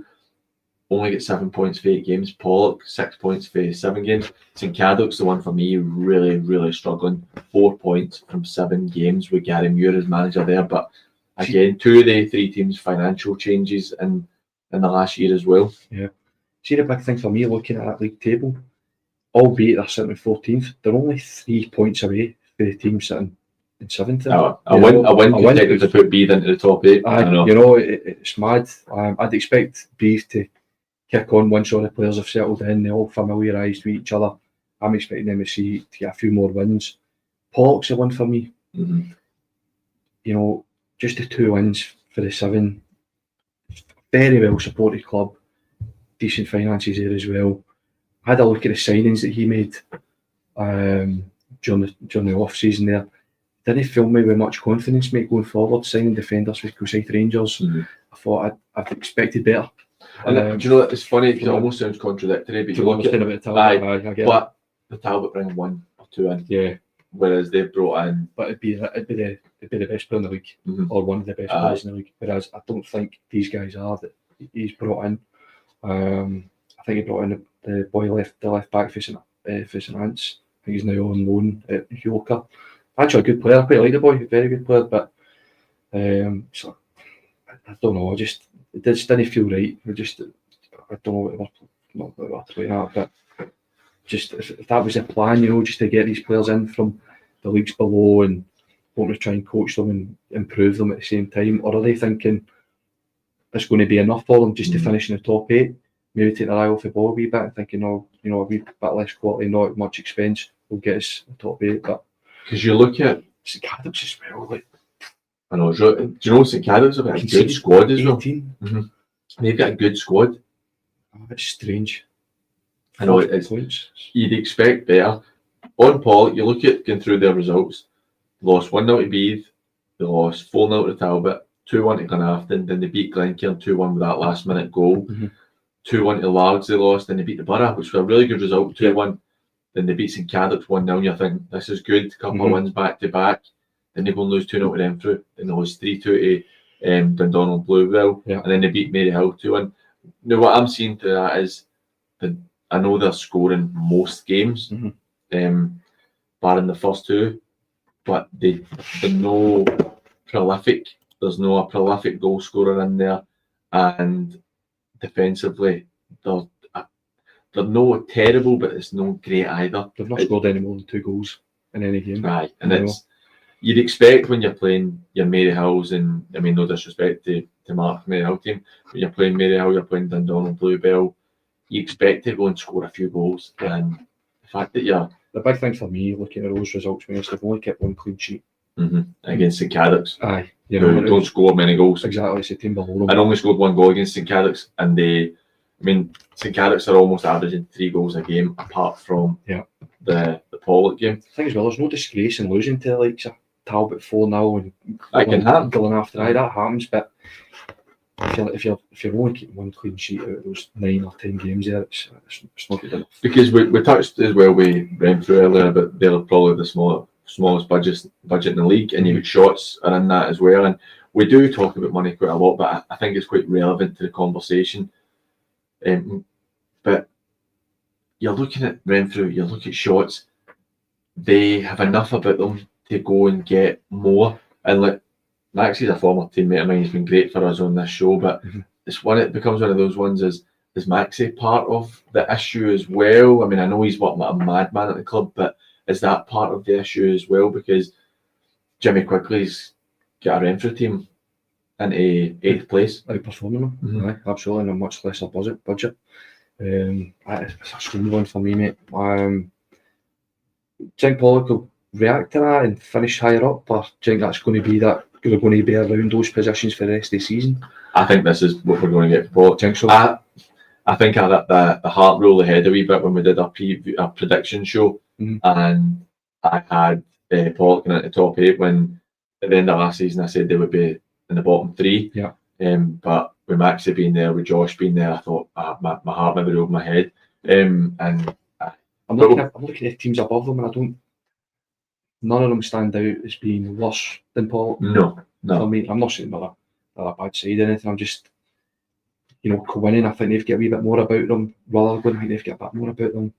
Arthur as well, they're scoring a lot of goals. Arthur, who's just conceded a goal to Renfrew. Renfrew. Of course they have. 2-2. And you touched on Dylan Collins going from Cali Locos to Les Mexico. Yeah. He's just made it 3-2, a hat-trick for Dylan Collins. He scored 3, did he? Hat-trick for James Ferguson with a goal for Renfrew. Sorry, I was looking at a penalty denied, an absolute stonewaller as Jamie's hauled down en route to goal. That with Jamie Catlaw for Dorai. So Dorai not happy with being denied. In their eyes, a stonewall penalty against Ardea. Does that give Ardea a wee bit of life? Sorry, mate. Is it 3? There we go, 3. And Nielsen now 3-0 up against St Roch's. That's a brilliant result. That's a tremendous result. A really, really good result there. Darvel 2-0 down against Devonville already. It's just, but we're talking about how important that decision could be for Dorian. We'll try and get Chris on the phone at the end of the game. They think that they should have a penalty within minutes. It's 3-3. But look, we're going to go to a break. Les Mexico 4-2 now. Well, there you go. It looks like game done there. Yeah. We're going to go to a break just now. We're getting close to the game's finishing up, so we'll hear from some managers after the game as well. But remember, if you want to get in touch with us, you can get us on WhatsApp at 0739671741, or you can get us on X and Instagram at SatFootballLive, or you can get us on the comment section on YouTube. Gunny will lead with us when we come back, because he just gave me a big hands up there, so we'll be 2 minutes. We'll be right back.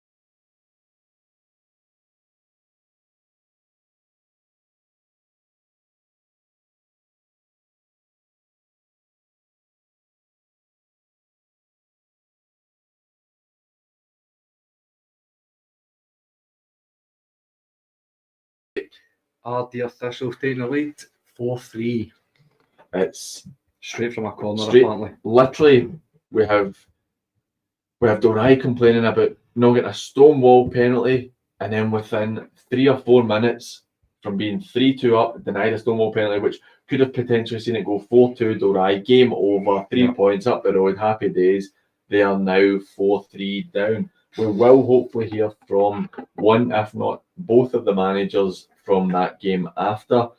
But that's Still time. Still there's time there. well, I tell you what, we've been lucky with the amount of goals. Johnny's going to have a cracker tomorrow when he likes to do on his show the average amount of goals through it, and I think we've got a ridiculous amount. So we've got 7 goals in that game. We've got 8 goals in the the East Kilbride game. We've got 6 goals in the Les Mahego. Brilliant. To be honest, we've picked some decent ones there. Yeah, absolutely. We've got 4 goals in the Renfrew game. So in our featured fixtures, taking the Borough and 3 away, 4 goals in the Renfrew Arthur game, 6 in the Les Mahego Cali locals. We have 7 in the Ardere and Dorai. We've got 8 in the East Kilbride and Errington, and we've got 3 in Nielsen and Rocks. I picked all right today. Done all right, I mate. picked all right today. Knightswood were 1 up against Easterhouse, and Easterhouse get it to 1 each, and Knightswood have just taken the lead again. It's 2-1 to Knightswood against Easterhouse. And Rob Roy have retaken the lead, 2-1 against the Vale of Clyde. So that's a big one for them after us talking about the fact that it's been a bit of a disappointing season for them. Mhm. Lewis Lovering puts Troon 2-0 up against Glencairn. Cowdenbeath are 1-0 up. Darren Downey with a goal against Benburb. So that is 1-0 to Cowdenbeath in that game. What's your thoughts on Troon? They're always up there, thereabouts, but I feel as if they kind of go under the radar a wee bit. Do you know, I think that the Troon are not like we talk about the Talbot being the Talbot. Yeah. Cumnock kind of big club, so we talk about Cumnock. Pollock, massive fan base, even though they're going through a tough time. We talk about all these different teams, and we do seem to overlook your Troons, your Hurlfords, your Largs, who are all second, third, and fourth in the league right now. I think Troon have got a great budget, and they seem to spend it wisely. I mean, we're talking about how impressive the Talbot are this season. They've beaten Troon twice, 5-2, once in the league, once in the cup. Yeah. But Troon today, they look like they're going to see this through. Yeah. That'll be 7 wins and 1 defeat, 21 points for 24. That's Brilliant. so impressive. Right, very consistent as well, aren't they? Very, very consistent. Jimmy's been there for years and years, and obviously he had Dino as his right hand man, and Dino's away at Girvan now taking charge there.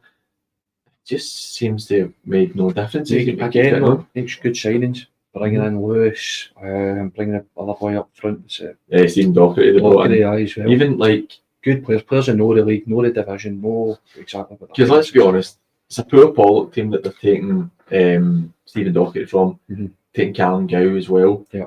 But Callum Gow, for me, I think Callum Gow's a title defender a lot of teams at this level would like, where technically he's not a terrible player. Yeah. He's just a kind of decent enough player on the ball, but he's a big physical lad who, in his positional sense, is pretty good most of the time as well. So I've seen him play 4 or 5 times, and I always feel like you're in a game if you're a striker playing against him. He's always very physical and dominant, and he's a good player. Takes up good positions, just in between the sticks, just defending his goal.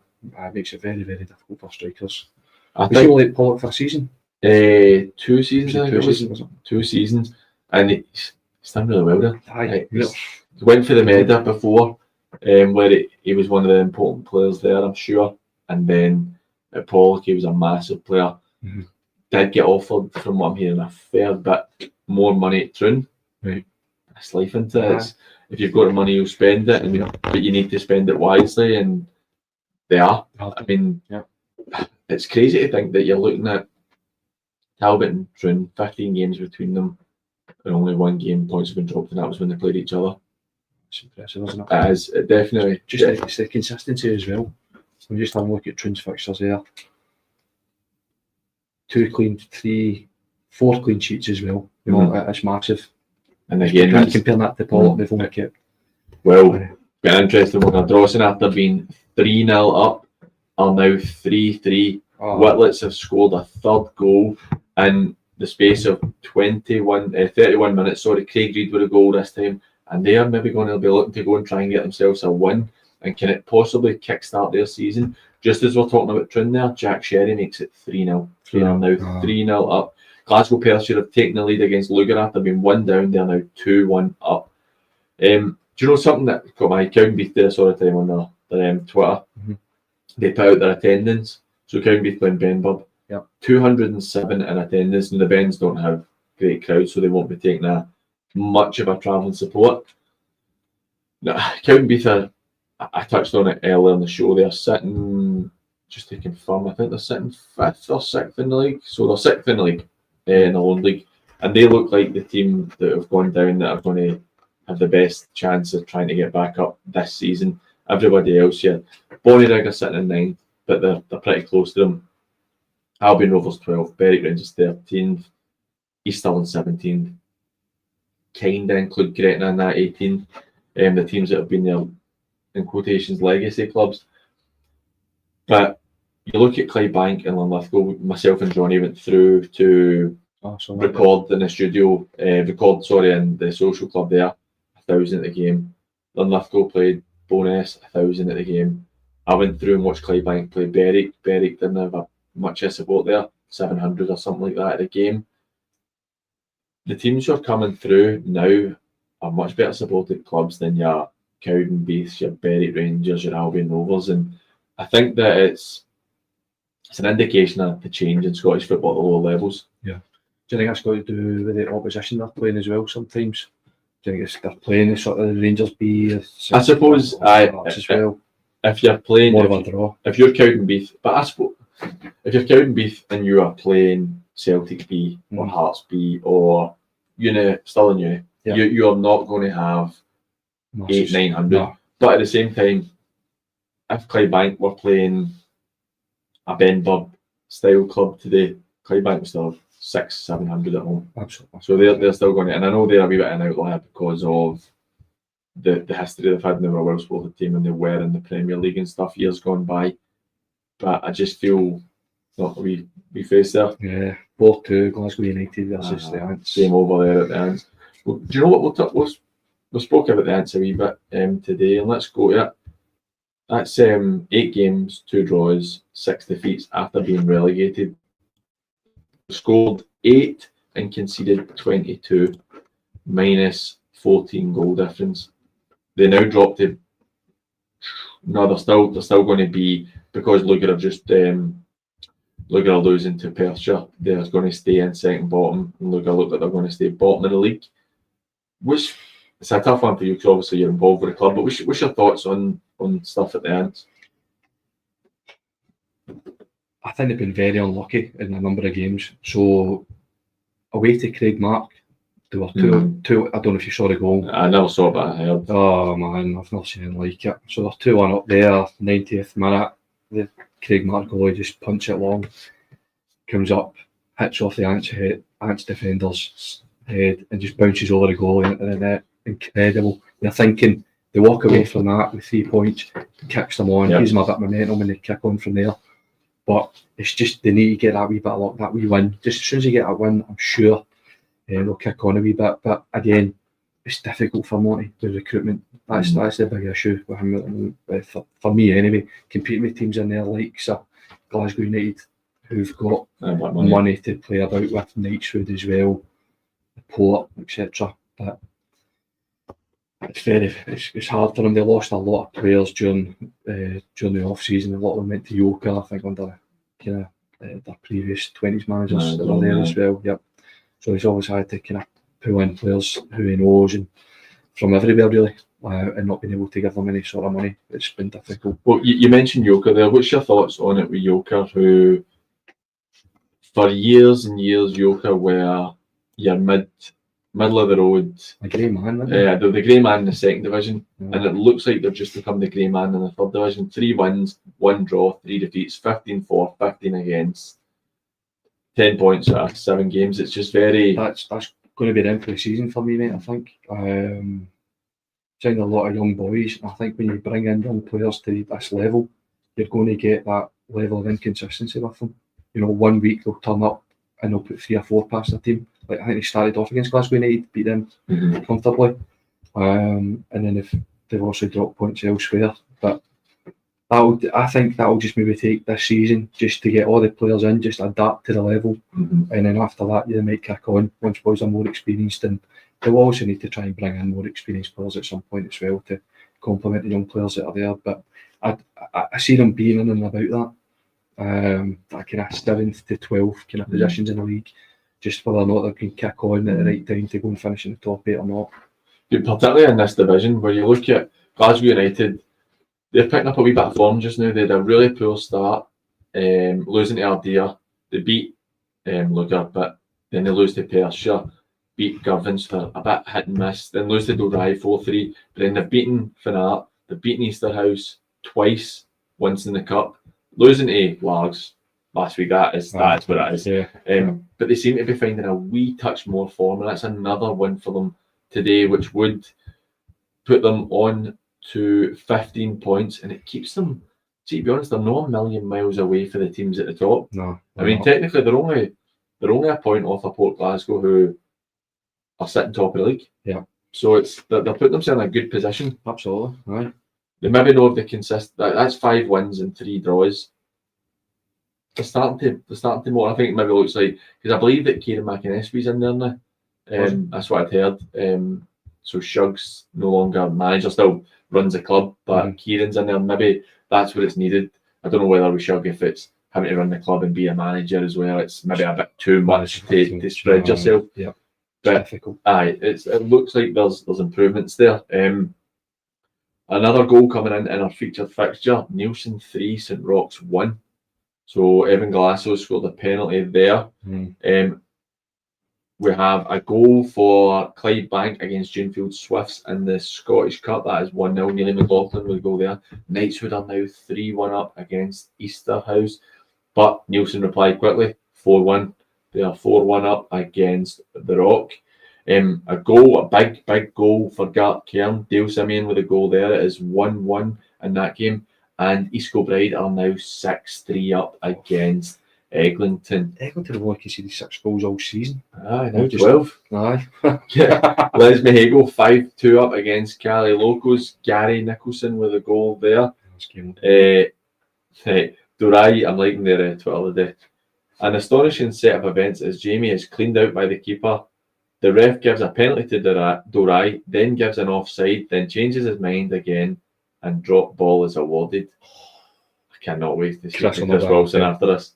It's definitely going to be interesting. Fanart have pulled one back against Girvan with 11 left on the clock. It's now Girvan 2, Fanart 1. It's going to be interesting where they are their game. Goodwillie makes it 5-2. 5-2 for Cumberland, for Glasgow United against the Ants. And still 1-0 with Urban Meadow against Cumbernauld. Meadow needing this win. Hopefully Jamie McKim's back in the dugout. I know he's been unwell the last few weeks, so hopefully he's back in the dugout for the Meadow. To go back to the 4th division, we were talking about how it's going to be really tight for this top 8, and I think it's going to be massively tight. I feel that the league's split into a couple of categories here. You've got your Carlukes, your East Kilbrides, your Eglintons, and Bell Even, who are 2-1 up just now as well, who will leapfrog Eglinton today if they can win. Irvine Vicks, Royal Albert. The top 6, I know Carluke have got the cushion right now, but if they lose a couple of games, you're looking at almost anybody in that top 6 can win the league. Yeah. And then you've got the wee group from, I'd say 12. 12, I think Saltcoats have been a wee bit disappointing this season. I thought they were going to they were on the right trajectory and they've kind of not been great. But actually 12 to 7th will be fighting out for those 7th and 8th spots probably. Do you know, I feel for Saltcoats a wee bit. It was something I was going to bring up later. If you have a look at their fixtures and you see the cost they've probably had to incur going to these games. They've had Campbelltown away, East House's Lily away, Cooper Angus away, and they've just drawn Dice away in the cup. It's really difficult for them. So credit to them the fact they've been able to absorb the costs involved in these fixtures, but it's not easy because albeit they've got some loyal supporters down there, great folk, but it's the numbers. They just don't have that money coming in that is going to assist them with that. But I wondered if, I'm just going to get your opinion on this, mate, if you thought there was enough support for clubs in and around the 4th division from the likes of the SFA or the councils to give them a wee bit. I think that's something you'd maybe know a wee bit better than me for your time at Saltcoats. For me, like with St Peters, I felt like there was zero support. And like St Peters, I mean, just even looking at like table, I'm really disappointed with how this season's going. Looking like a win today, which would be great, and would bump them up a few places. But they are now trying to sort everything out in the background. It's been a bit messy for them committee-wise. And speaking to Kenny a while ago, it does seem like they're now trying to sort all that out, and they've got extra committee members in, which is great. They're still trying to sort out the park situation, which we were trying to deal with 5 years ago. So it's stuff like that. Wow. It's not great. We are trying to get asset transfers done and stuff. But you look at Saltcoats, they would get slaughtered if they said, we can't play dice, we just can't afford the bus. It's not possible. That's an overnight as well. I'd be hoping for that. I don't think there's any chance. That's maybe a 12 canner coming back to the road. But they would get slaughtered for that by people who are in that position. But at the same time, you've mentioned the Campbelltown one, the East House Lily. For a club like that, they cannot be forking out $3 and $4 grand on buses before Christmas. No, it's too much, mate. It's too much. I just wondered that if the SFA just leave clubs like that, just defend for themselves and say, well, if you can't afford it, tough. Is there anything in place for them, like grants or whatever they can tap into, say, listen, can you give us a hand with this? This is what we've had to deal with so far in the season. They're now sending us up to Aberdeen. And it's not something that I would really know myself, to be honest with you. I'm not sure. But it's very difficult because you'd see like clubs. See for me, what will probably happen there is, and I don't know this, but you'd probably find the committee just putting a hand in their own pocket now to pay that, and that shouldn't be the case. And the thing is, that would be very fortunate if they're able to afford that. Could you imagine you saying to your wife, if you're on a committee, by the way, I need to give the club £300 to help pay towards the bus for next week. She's like, what do you mean? I've got a holiday coming up soon. What do you mean, wife? Well, you're not It's not happening. You're not doing £300 or whatever, because it's not a big committee either they've got. No, it's not. In fact, during my time there was only two guys. Two guys who were busy men, busy jobs as well, so they didn't have the time to dedicate to it as well. Since we're talking about it, and it may be good for our viewers and our listeners to hear a wee bit about what's it like. We spoke regularly about when you were there. What's it like trying to coach in a club like that and keep a club like that afloat? It's obviously very, very difficult because when you're talking to players, the biggest thing for me is recruitment, is trying to get players in. I mean, at the very first point when I turned up there, it was me, Andy, plus 4 players because the previous management had left and we went from about 21 signed players down to 9. Out of those 9 players, 5 are on no-shows. So you're up against it right for the off. Having to put social media posts out looking for players to come for trials and things. And it just means the standard of player you're getting, it's like Sunday league players, amateur players, pub league players. You're thinking, right, I can maybe coach him to a decent standard or whatever else. But it's just Jersey fellas to start with. Got to a point where we actually we managed to get a decent squad together. Just again, but it's just relying on contacts. People who are knowing the game, just saying, listen, I'll give you X on a loan, you can take him on loan, whatever.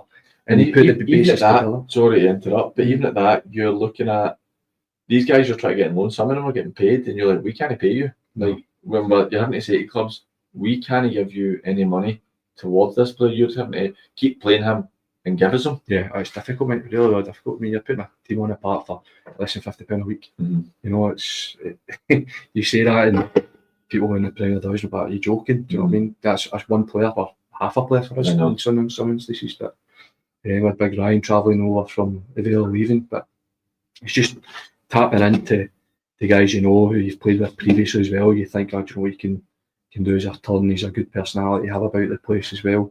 And actually, towards the end of our time there, a lot of our players moved on to better clubs. We left back at the time, we Ryan Baxter, we obviously finished very low down the league. Ardrossan took him, who'd won the league. Mm-hmm. They took him away for us, and you see like Owen Denchel now, who's I think he's been captain in Ardea at times as well. He's a good player. Craig Keane, who was previously. You said Brandon as well, didn't you? Brandon McAvoy as well. He's a smashing player. So we had the makings of a decent 11, I would say.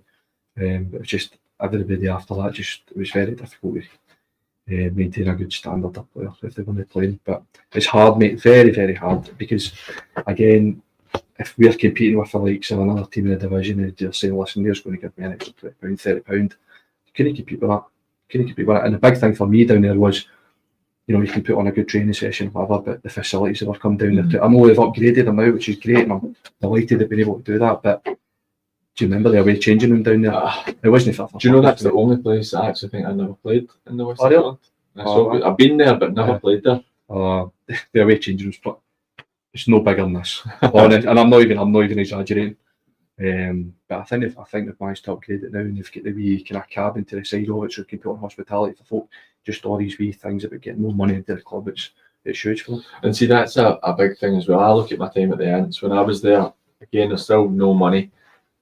We had mixed match training kit. Like some of the boys didn't have training kit. Mm-hmm. We trained at Perry Park, which has now been done up, and it's like part of the other boys club run it, and it's like what a setup. They look after it so well. But when I played there, that wasn't the case. It was like green concrete, and you were turning up, and I went there as a kind of favour to Cotter, who I'd known for years, and you're like, see if you can't offer players money, then you have to be able to give them good facilities, training gear. But clubs like that struggle so much to even provide that, and it's like you're saying, you got a committee with two guys, probably two older guys, and you're like, it's so difficult for them to keep it all going. Yeah, it was, mate.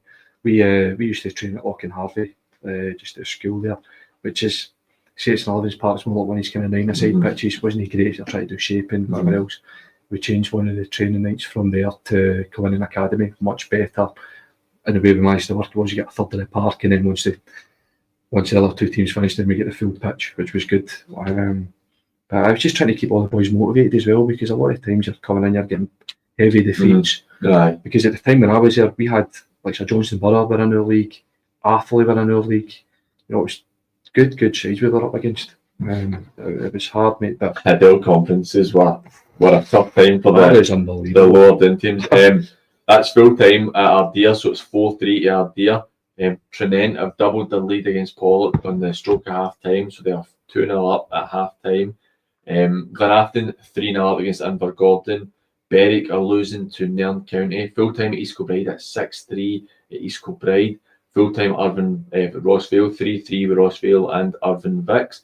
And right at the very death, Atherley make it 3-2 against Renfrew. So it looks like you've got your Atherley prediction there. I think you're going to beat me today. Yeah, you've beaten me today already. Full time at Brigalee 4-1 for Nielsen against St Roch's. It's a very good result, arguably the result of the day. It's McNeil with a goal for Atherley. Half time, Musselburgh Athletic 0, Bonnet 0. I really actually, Isabel for Muirkirk was an absolute star, always gets in touch with us. They're playing Dunnypace in the Scottish Cup. Get away. So Dunnypace went 1-0 up, then it went 1 each. Then Muirkirk went 2-1 up, then Dunnypace got it 2 each. Dunnypace went 3-2 up, then Dunnypace went 4-2 up, and then Muirkirk pulled it back to 4-3. So another game. In the 93rd minute, Tiger Lawson equalises for Vela Clyde against Rob Roy. That is 2-2 in that game. And we have Dundonald Bluebell, who we were saying that we thought Pollok maybe should have done better against them, a 1-0 up at half time against Civil Service Strollers. Granted, Civil Service having not the best this seasons, but they're 1-0 up there. Troon finished 3-0 against Glencairn. At half time, we have Albion Rovers, who were a goal down, have managed to pull a goal back against Camelin, so it was 1-1 at half time in that game. St Peters have beaten Saltcoats 3-1. Petershill managed to hold out for the point against Gartcairn, a 1-1 draw there. Lugar lose 2-1 to, I've completely forgot, Glasgow Pershore, so Pershore needed that win there. Lugar they still struggle at the foot of the table. And when we come back, it's 5-2 also for Leslie going against Cali Locals full time there. And when we come back, we'll try and see if we can get a couple of manager interviews. An absolute abundance of goals today. It's been good, hasn't it? It's been really good. It's great when you're in here and there's goals coming in everywhere. And it just continues to give you things to talk about. And it's some of the games as well. I mean, in the Premier League, obviously, Arthurlie have pipped Renfrew, 10 men Renfrew, true and comfortable against Glencairn. We move into the first division. Ardrossan 3, Whitlets 3, the Meda 1, Cumbernauld 0. I think it finished 1-0 with Lanark against Kilburnie. I've not seen any change. I've not seen any change in that game. 4-1 for Nielsen against St Rocks, arguably the result of the day. Yeah.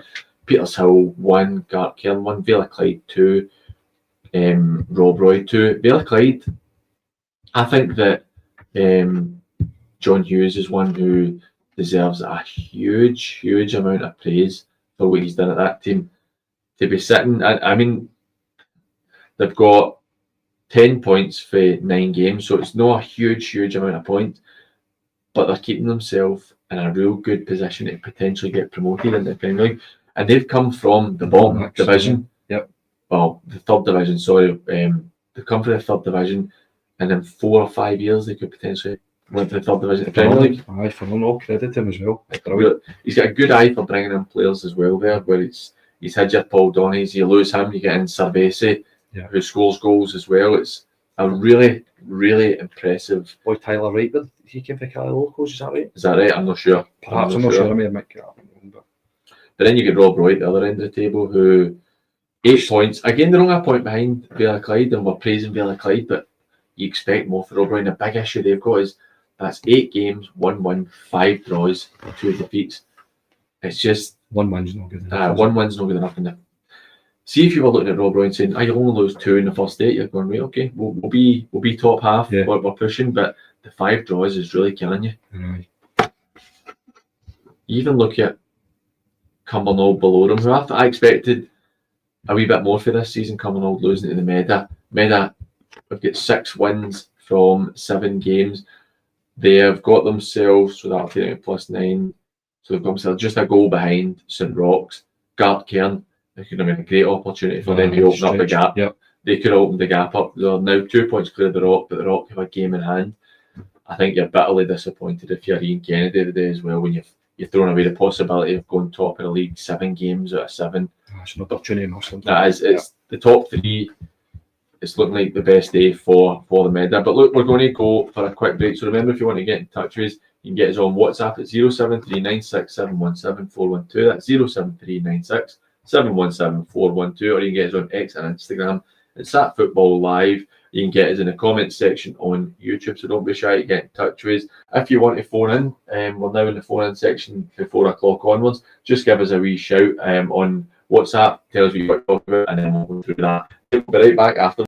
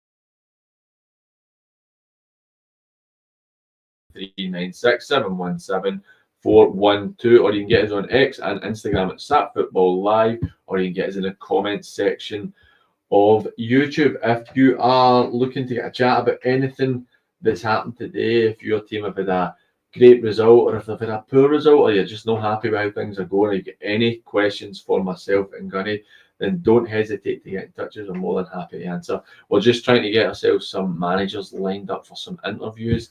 There's been some great games today, some mental high scoring. Like I said earlier, Johnny will be absolutely loving the fact that he's going to have all those goals on his show tomorrow. So don't forget to tune in to Johnny live from 7 p.m. on YouTube tomorrow. I'm not even that sure who he's got on, but it'll be interesting to see. Do you know what? Kello and the Port are pretty poor for doing their scores on X. So I'm going to go on to see if I can see what the score was with the Port against Kello, because that's quite an interesting game as well. Might be 6 places apart in the league, but they're two teams who are really, really trying to push on and see what they can get out of that. That's been an interesting division, the third division today. Yeah, very much so, mate. Darren McLaughlin with the only goal, Port Glasgow getting 1 there. Big win. So that's a massive win for the Port, which takes them on to 19 points. With Dorai losing today, they're stuck on 16. Glasgow Uni having played last night in the Cup, losing 4-0 to Cumbernauld Colts. So no points to be picked up for them today. Craig Mark look like they've got the 1-0 win, which puts them into second place. Ardea, with the win against Dorai, moves them into tight, isn't it? 16 points, tied in 16 points with Dorai with a better goal difference. Knightswood into 15 points. So we're now looking at the top 6 in the third division. Port Glasgow 19, Ardea 16, Dorai 16, Glasgow Uni 15, Craig Mark 17, and Knightswood 15. So 4 points separating the top 6. I think that'll stay that way. I think so as well. Well, I wonder if that's us now. Well, I suppose, do you know what? We're going to include Glasgow United. They're 15 points as well. So 4 points separating the top 7. I don't think Glasgow United will have the staying power, but I wonder if we're maybe starting to see a wee gap emerge at the top of the table. And it really will just pulling themselves out. I think you'll have 5 or 6 teams fighting for 2 spots in the promotion hunt in that division. If they can keep that level of consistency going, that will be top 5, top 6 for me, I think, mate. Aye, it's very interesting in that third division, because you're looking at Yoker, Glenvale, Girvan with the win today puts them on 11 points. That's a good win for them. That's a good win for them, and it's the fact that you're looking at potential for them to be in and about the hunt to try and get promoted this season as well, which I think is good for Dean. Last season was a really tough start, and they picked it up near the end of the season. But I think it would be really impressive if they could get themselves into that top half and get themselves promoted into the second division. Aye. If they lost that game today, Fanat will have on points for them. So it was good to create that wee gap between the two of them as well, isn't it? Again, we spoke about St Anthony's. It's a really tough season for them. Fanat with the new management, and Brian Blair stepped upstairs. Then Danny Simpson's come in. They've lost a few players. They've got 1 in 8. It's no one today as well, didn't they? So that's Fanat now 14th in the league. Yeah. The Ants 15th, Luger 16th. Now Luger again, that's another one where you can say certain circumstances have led to them being where they are, but the 3 of them seem to be getting cast adrift a wee touch at this early stage. It's proving to be difficult for them, isn't it? I suppose in a sense as well. I'm saying this early stage, we're nearly further way through the season. Yeah. And you're now, the league's taking shape. Yeah, I think so, mate. I think so. They need to, especially looking at the Ants, they need a win. They need one quickly. I know, definitely. Full time at Lark Hall, 3-1 for Greenock. So that's a really good result for Greenock. And that one, that's a really good result for them. And a massive goal for Kilsyth. 2-0 up against Forth.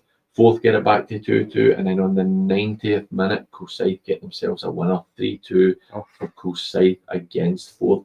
Bonus making me look like a mug, but to be fair, I do that quite regularly when I do predictions. Battled 3-0 off a Banks of D, really surprised. I wonder if they've put out a team that's maybe league in mind and no thinking so much about the Scottish. But there's too much money to be made in the Scottish Cup for you not to try and have a go at it. Yeah. It's it's a really disappointing one for them. Still got 1-0 at Clydebank. Trinent's still 2-0 up. The second halves are kicking off. And the Scottish Cup, Craig Mark 4-0. 4-0 finished. 4-0. They're having a really good season. Do you know what? Yeah. 2-0 at Johnson Borough now against Thrieve. That's a good result for them there, but it looks at. For me, Craig Mark is obviously I really liked my time at the club. I know it was difficult, and I genuinely felt really pleased with the fact that we managed to keep them up. But they had an awful season last season. Had to completely rebuild the team. Start from scratch. And I knew myself when I left that I just couldn't. I didn't think I'd be able to do any better than what pretty much happened last season. And they've given the manager time. He's managed to get a few of the players back that were there before. Yeah, I mean, you've got your Andy Stratton back, who's at that level for me is a really good defender. Yeah. You've got Lewis Black. We had him at Bonnet and Yorker. He's away there as well. Like your boy David Blythe, is he there too? I think so. So you've got Reece Wilson's a cracking player as well. Up front, you've got Banksy. You get John Ryan as well. You know what I mean? It's experience there, and it's starting to show. I mean, that guys at that level, mate. Oh, 100%. That's them sitting, like we said, 17 points. Just the spine of the team. Exactly. It's so really important. So important, mate. Because it is, and they're sitting now 17 points. Only lost one game in the first 8, where last season, I'm actually going to go look, because that's more points than they had last season, I'm pretty sure. Which, for the fans that go and watch, that's just, it just makes things a bit more enjoyable when you know you're going to watch a team who are going to be competitive instead of a team who are getting battered every week. It's a hard place to go, mate, and get a result in there. Well, you know, it will be now. So last season they get 15 points in 30 games. And that was where a decent wee pick up at the end of the season. Yeah. Now, the game we're talking about the Ants get 25 points. So the Ants have won 8 games in the last 38 in the league. That's not great. That's no great reading at all. No. It's really, really no great reading at all. We know their circumstances, but still, it's a hard one for them to take. Clydebank are now 2-0 up. Dean Cairns with the goal there. That's a good result for them. Looking like it's so far away up at Jeanfield Swift. You ever been up there? I haven't, mate. No. Is that for St Andrews way? Is that it's kind of Perth way. Is it Perth? Aye. I went up there with the Port. Oh, right. We drew with them 1 each up there, and had one of those games where they were one of the best teams in East at the time. We were in the bottom division, in the old second division. We gave it everything. We were brilliant. Managed to get the draw. It was really good. Came back down the road the week later. They beat us 6-0 in the replay, and I got sent off. Of course you did. I had a great game in the first game too. I got sent off. It was an awkward one. Was that a deserved red card? I actually felt really hard done by. It was let me tell the story. I gave a foul. I did foul boy. He'd elbowed me in the foul when I was complaining to the referee. So I'm looking at the referee and I'm saying, I done that. He's elbowed me. So I've done that, showing the sign. And as he's came by, I've elbowed him in the face. And I get sent off. And I was like, look at the referee. I didn't mean that. Because it was Paul Coyle was your captain at the time. Coyle was like, to the ref, he was looking at you. He didn't even see him. Elbowed him right in the face. Myself sent off. So get a message in for Derek Johnson, Ryder Cup with a sad face, do better. PG, DJ, I don't know what you're talking about. The Ryder Cup is one of the best sporting events in the world. And Europe are currently sitting 6.5. America. It'll be interesting getting into the final day in the singles tomorrow. So if you're a golf fan, make sure you're tuning into that tomorrow. Not right now, but tomorrow. I'm still waiting to see if we can get a couple of manager interviews to hear. I'm really hoping to hear from either manager or both managers in their Dear Dorai game. Tell you, just seen the full-time result there for Lanark. 2-0 away to Kilbirnie. It's a good result. It's a brilliant result for them, mate. Brilliant result. And obviously that's an important draw now for Whitletts. Getting that point and just keeps them there. They're just a win away from the likes of Cumbernauld. And obviously Benburn playing in the league today, but Big win for Lanark. They'll take a lot of confidence. Nah, in that definitely, game, and it's one they've really needed. Yeah. At Kilburn again. Aye, strange. We speak about earlier on the show about Yoker being the grey man when they're in the second division, kind of grey man in the third division. Yep. That's Kilburn. That's That's 100% Kilburn. And it's quite disappointing because over the last 15, 20 years, they are a big club and a well-supported club, got a great fan base. It's not really good enough, is it? I would expect them to be better than that. Aye. Particularly when you're looking at the top 8 getting promoted this season. At home against one of the teams in the bottom 2, you'd be looking for that. That's an opportunity here for us to go and win a game. Aye. And then it puts them in to the top 6, top 7. Whereas now they're sitting in a position where they're losing to the bottom of the league. Team who before today hadn't won a game. You're sitting with 8 points. It's not great. And you're sitting 11th place as well. Yeah. And you've got some decent sides about you where you've got Cumbernauld in there, who I genuinely like Cumbernauld. I think they're a good side. They've got a bit about them, even though they're having a bad season. Rob Roy, you'd expect them to pick up. Petershill in the hunt for the top 8.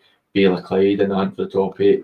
Muirkirk, good side as well, who, just as I say that, just received a message to say they've gone 4-4 against Dunipace. Brilliant. So that shows that Muirkirk are a good team. They are a good team. I mean, Ross has done a tremendous job there. Aye. And I remember playing with Ross's under-20s team when we were Shaw coach, and I thought they were first class, mate. Really, really good. He's taking them in to the west, obviously down in Muirkirk, a lot of the boys there. Kept them together. Just again, that first season, just getting them all used to it. This is a level, this is where we're going to be competing now. Adding wee bits of experience like Doyle there, and the 2 boys that signed this during the off season. They're going to kick on again. They're going to kick on. And see, we were speaking about with Dorai, where they're a team who have managed to keep that core group together. Aye. And you could be anywhere between 60 and 100 appearances for each of their type players. Muirkirk are now in a position where their 22 and 23-year-olds played 50, 60 games at this level. Yeah. And they're no inexperienced players now. No, and they're young, they've got fresh legs. They don't have, I mean, even the fact that they train in Paisley, I mean, that kind of helps you with who you can bring in. Aye. And you're not having to travel down there. You're telling them it's, you're travelling down there every second week. It keeps that catchment area, Glasgow boys, Paisley boys, keeping them there. Because you know that it's easy to say to players, you're only having to go down to Muirkirk every second week, like you said there. Twice a month. But do you know what? Another worrying one for me in that. Sorry, but go back to Kilburn. You look at the fixtures who they've played, they've still got a lot of the teams at the top half of the league to play. Well, you look at obviously losing to Lanark today. Dollywood they lose to who are a top half team. They beat Nielsen, which is a good result, but they lost to Rob Roy, who are near them. They scrape by Lanark in the cup. They lose to Darvo in the league. Darvo are down there with them. Cumbernauld draw with them down there with them. Whitlett's bottom of the league, drew with them. A good win against Ardrossan on the day of the season. But another team that we just mentioned there, Darvo. I mean, they're losing again today. It's really not good enough for Darvo and win. No. I really like, just to say that, they've pulled a goal back. They're 2-1 down now. I really like Mick, and I think he's got a lot to offer. But how long does this continue to go on for as well? I don't know, mate. That's... See the facilities down there they've got now as well, the park and everything. I mean, yeah, he was flying with Ashfield as well, wasn't he? He'd put together a brilliant team. Really good. Out of nowhere as well for me, mate. I thought, with limited finances. He's done really well. So he's also a very, very good coach. Again, it's just maybe obviously they've lost players from the kind of Darvel of old, but still got a good squad. Got a better squad than what that is, what they're showing just now. I mean, I know they're losing 2-1 today, but let's see. You look at the lineup. Andrew Wilson in goals, Cameron Williamson, Jordan Bow, Jack Duncan, Jamie Bowman, who they got for Rob Roy, decent player, Daniel Burns, Blair McDonald, Luke Ramsey, Craig Quinn, Barry Ellie, Conor McGlinchey. I mean, experienced player, mate. There is quality in there. It might not quite be the same level they were a few years back, but still good enough that you'd expect. You'd expect the results. Aye, definitely. I'm sure the boy Jack Duncan, he was on loan at Bonnet last season. I heard rave reviews about him. I heard he was very, very good. So you wonder why he was able to do so well at Ashfield, and it's just no working for him. Yeah. A couple of goals coming in. Johnson Borough sealed the game against 3. They're 3-0 up. Max Kerr with a goal there. Gretna have taken the lead against Carluke, so it's 1-0 to Gretna. Hopefully Carluke can pull it back because it'd be great to see him. But we're talking about Ashfield as well. First one of the season against Forsyth Rangers. 3-1.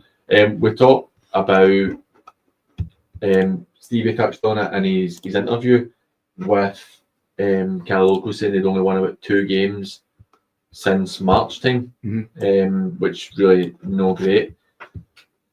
Forsyth have taken their management team and they had a great start. The won against Greenock, won against Bonneton in the Cup. Yeah. But is that maybe the new manager bounce gone? Is that maybe I'm overreacting, but is that it gone? Is that them going to revert back to type?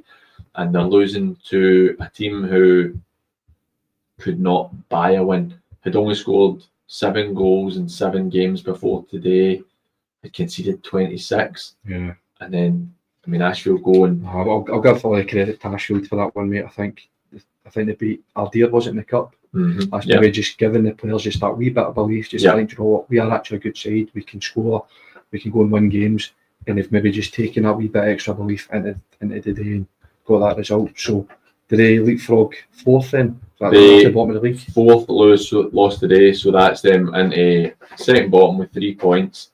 But Two points behind Cali Locals. Forsyth Athletic get their one, so they jump up. Forsyth Rangers, I mean, they're only 3 points behind Forsyth Rangers now.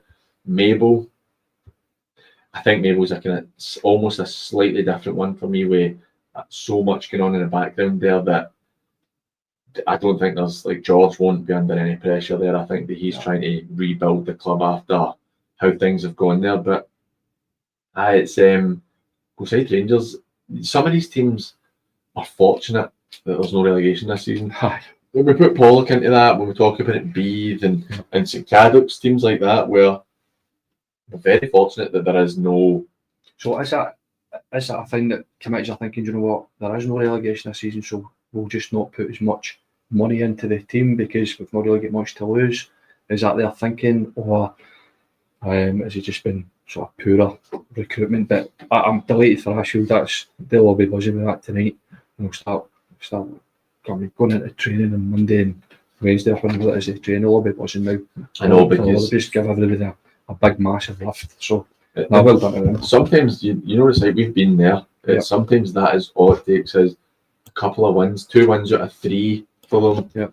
That might be really what kicks them on, you know what I mean? And you look at, like, the first one in 8 this season, they won 2 in 30 last year, so they've had 3 wins in 38 games.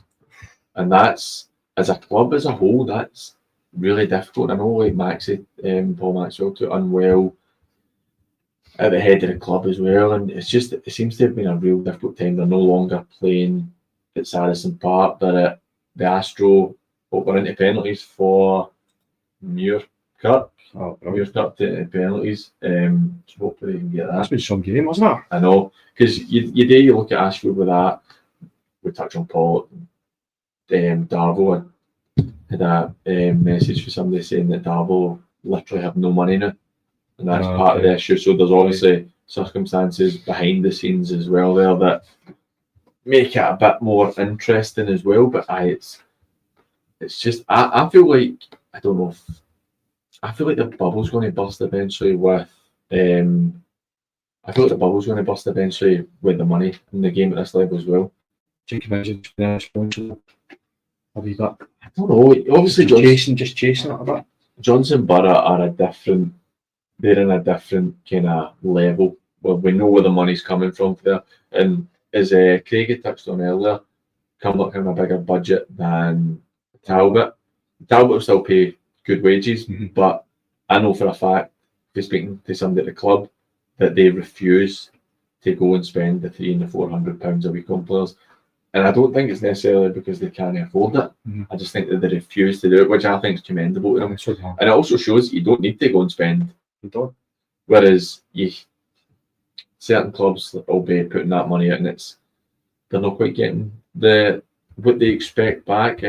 I'm not saying Cumnock are paying that money, but you look at it in the Premier League, Cumnock sitting 9th in the league for having a good budget for, and I know for experience having played there, it's a great club, a well supported club.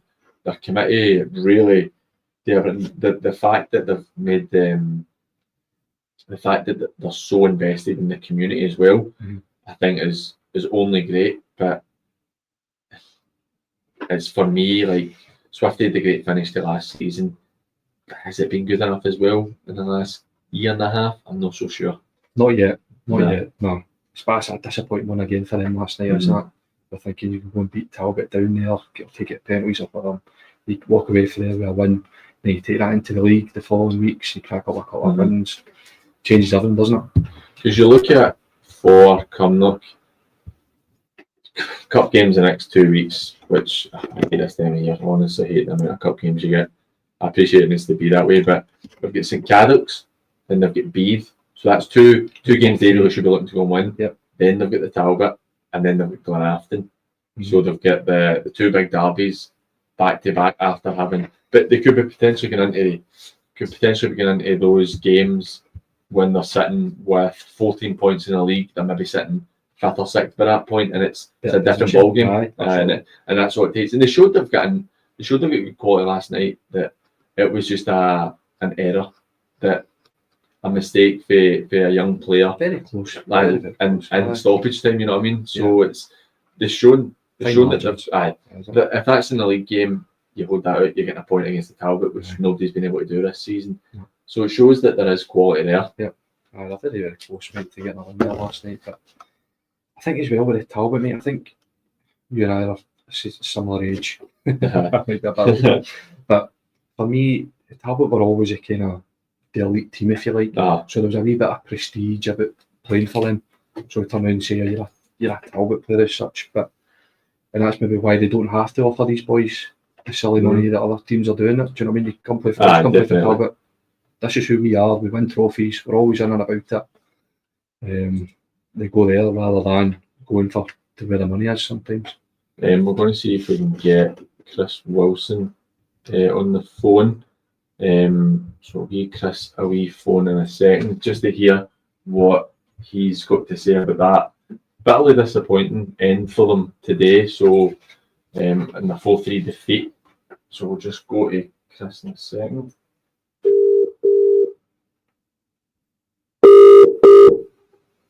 Hello. Hi Chris, thanks for coming on, mate. A really interesting game for us sitting in the studio watching that unfold on Twitter. What's your view on the 4-3 defeat today? Sore, Paul. I think if I'll be honest, it's sore. We were 3-1 up and we played really well. For an hour, we were great. We were 3-1 up. And listen, we I don't know what Sean's saying yet, but I would say they stole it, but we defended horrifically in the last 20 minutes. But I thought middle to front we were great today. I just thought defensively we were questionable, and we lost our captain in centre half after 20 minutes. So we had to reshuffle it a wee bit, but that's no excuses, mate. We just weren't good enough defensively. On Twitter, we saw that you guys, your admin, had posted that there was a Stonewall penalty was denied, and then within a minute or two, Ardeer had come back up the park and made it 3-3. What was your view on that? It's an absolutely horrendous decision, Paul.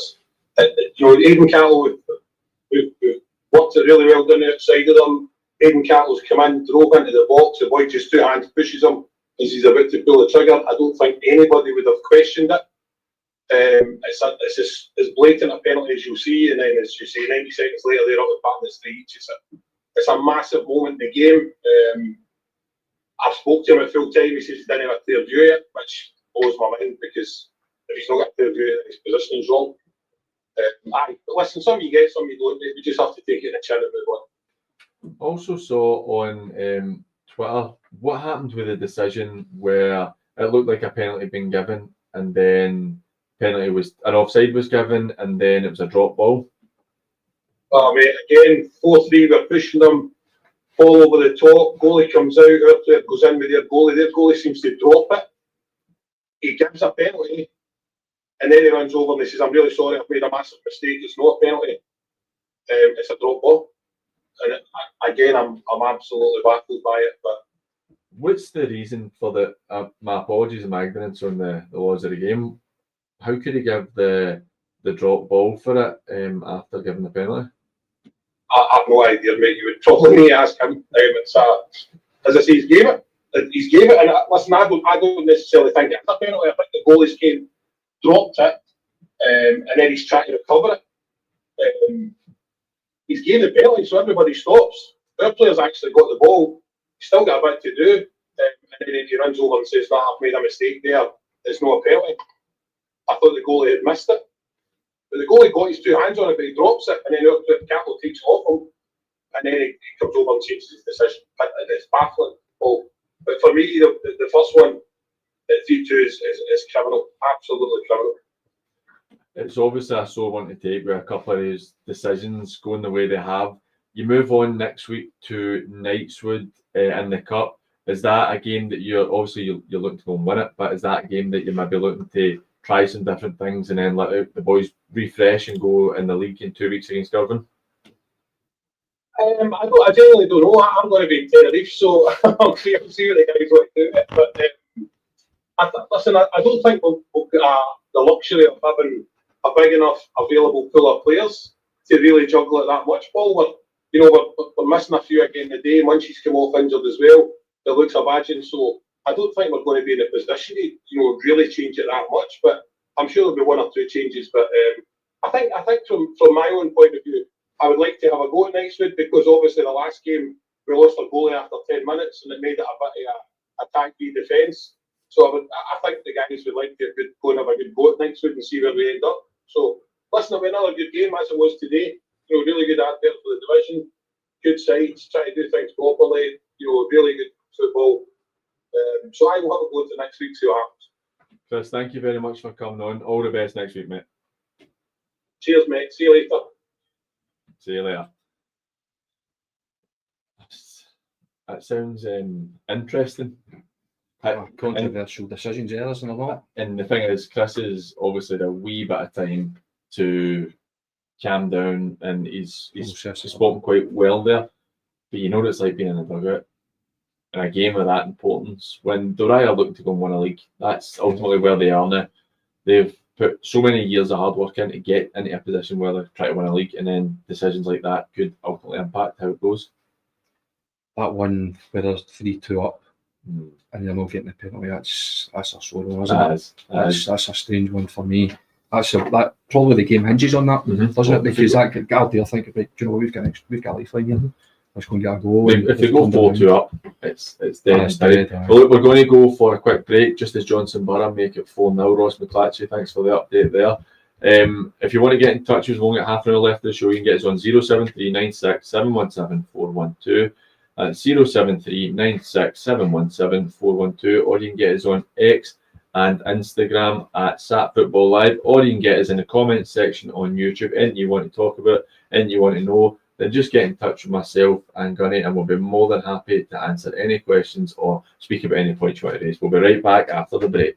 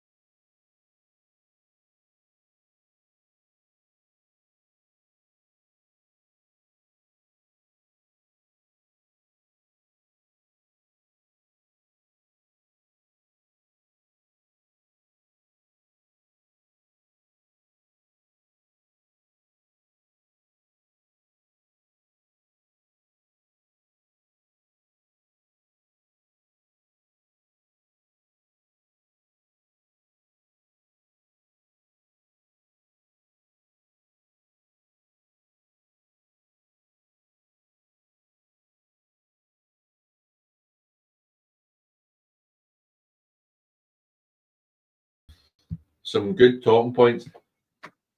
I'm sitting eating a timeout, so I'm trying to get it. That's my unprofessionalism there. And we've got some interesting ones. Muirkirk beat Dunnipace 6-5 on penalties. What a great result for Muirkirk. Absolutely delighted for them for that. It's a great result. Carluke, after being 1-0 down to Gretna, they think they've got a great opportunity. They get a penalty, missed the penalty. Gretna got the park and score. So it's now 2-0 to Gretna. Keir Sampson makes it 3-0 for Clydebank against Changefield Swiss. Looks like that game's all but gone. Really good result for Clydebank in that one there. Full time at Keene Park. I was miles out. Gunny was right. 4-0 for Johnson Borough. Congratulations to Johnson Borough and progressing to the next round of the Cup. Really convincing one there. Murray Macintosh hammers home for the Buffs. They are 1-0 up away to Inverness Clacknacuddon. It's a great name. Benburb pull back a goal against Cowdenbeath. It is 1-1. It's Alan Lithgow. Still kicking about Alan Lithgow. 37 years old, Alan Lithgow is. Big goal, that. Trinent make it 3-0 against Pollock. That's the game dead and buried. And Carluke. Look like the game's over for them as well. Getting off 3-0 up now. Do you know, I hope these cup games don't impact things for Carluke too much in the league. I really hope they don't, because you've got to take a great amount of credit for we touched on the Talbot game a couple of weeks ago where they took them at penalties, and obviously, penalty shoot's a lottery. Could have knocked the Talbot out of the cup, which would have been the biggest result the club will have had in years. But now they're 3-0 down to Gretna, but Gretna are 5 leagues above them, so they managed to hold them with a bit of fortune, score the penalty, and they've got them one each. I think they lost one of their players to injury against Talbot as well, unfortunately. So, and they've got to try and hopefully Tam will be able to take the positives from it and make sure the players take the positives from it, because it's a big ask for a club like Carluke to try and go and progress in the Scottish Cup. But great that they're in it and get the opportunity. Moving on to Clydebank, who are absolutely flying in the Lowland League. 7 wins, 3 draws. Great first season for them. And it's funny that they won the season that Linlithgow looked like they're absolutely on fire. Both teams played each other 2 weeks ago, ends up 1-1. Linlithgow won in penalties, which obviously again could have went either way. Yeah. How far do you think Clydebank can progress as a club? I think they can go all the way, mate. I think they can get out of the Lowland League, and I think they can go up to Division 2. Absolutely. Do you know what? I actually think that I don't see why not, mate. I don't see what's holding them back. I think with a bit of fortune and some good investment, they could potentially make the Championship. I really believe that they've got enough about them to push back to that level. I mean, obviously things can happen, and I'm not saying the Clydebank team we've got just now are good enough to get in the Championship. That's not what I'm saying. But I think with the infrastructure they've now got in place, and you'll have seen a bit of it firsthand when you were at Yoker, that what's in place at Home Park and how impressive it is. The setup, they're always both clubs are always trying to improve on it. They've got a great young manager in charge. They've got support. Great support, a great committee. They've obviously the last season or two have backed themselves financially, and it's been worth it. Right. I don't know what holds them back. I don't know what stops them. You know, is it just come down to recruitment, or is it just they're not quite there financially compared to some of the other teams that they would be faced with in League 2 and League 1? But I don't see why they can't, mate. I really don't. That was also the biggest step for them, just getting out of the Premier, getting in out Lowland League. It might just take them at least a season just to get used to it and then kick on again. But I can see that. I can see them going all the way to the top of that league, and then getting out of that. I don't see them being in there for too long. I tend to agree. I think that they have everything in place to at least be a League 1 team. Because see if Cove Rangers can be a League 1 team, and the tremendous credit to them. And Edinburgh City were able to make it to Bonnyrigg. You know what I mean? Clydebank have got more there. They've got more there to go. And even look at like East Kilbride, who I think East Kilbride are having a good season. I think they're losing today to Annan 2-1. But East Kilbride are another club who, to me, they don't have Clydebank support quite yet. But I think that the better they do, the more East Kilbride will support them. There's teams at our level that can go and push on and make There's slight giants in there, aye, aren't there? be proper clubs. Aye. Because you're not telling me that if again, I know it's been a Talbot loving session of the night, but an Auckland like Talbot managed to get into the leagues as well. You've got Clydebank, you've got East Kilbride. These teams probably stay in the leagues for years. Aye, I think so. Maybe, I don't see why not. maybe never come back out of them. Yeah. And it's become established It's in the norm. 30, 40 years' time. The next generation will be talking about, oh, well, Talbot have always been in league football, and you're like, Do you think that is their ambition to do that? I don't think it's so much with Talbot. I don't see it. I don't see either. I think that there's, They could, if they wanted oh, to push for definitely. it, they could push for it. But I don't know if that's... I think part of the issue you have as well is that looking at, See, Ben Burber went 2-1 up. oh, that's a great result for them. Really good result there if they can do that. But looking at the kind of clubs like that, the issue I think you have is home park won't be suitable forever for Clydebank. No. And Beechwood, is that suitable for a league team? It's all right for the lower leagues, but if you start moving up, because you're in your partners, shocking there. Yeah. Which obviously there's nothing the club can do about that. It's just The way I the community that's in.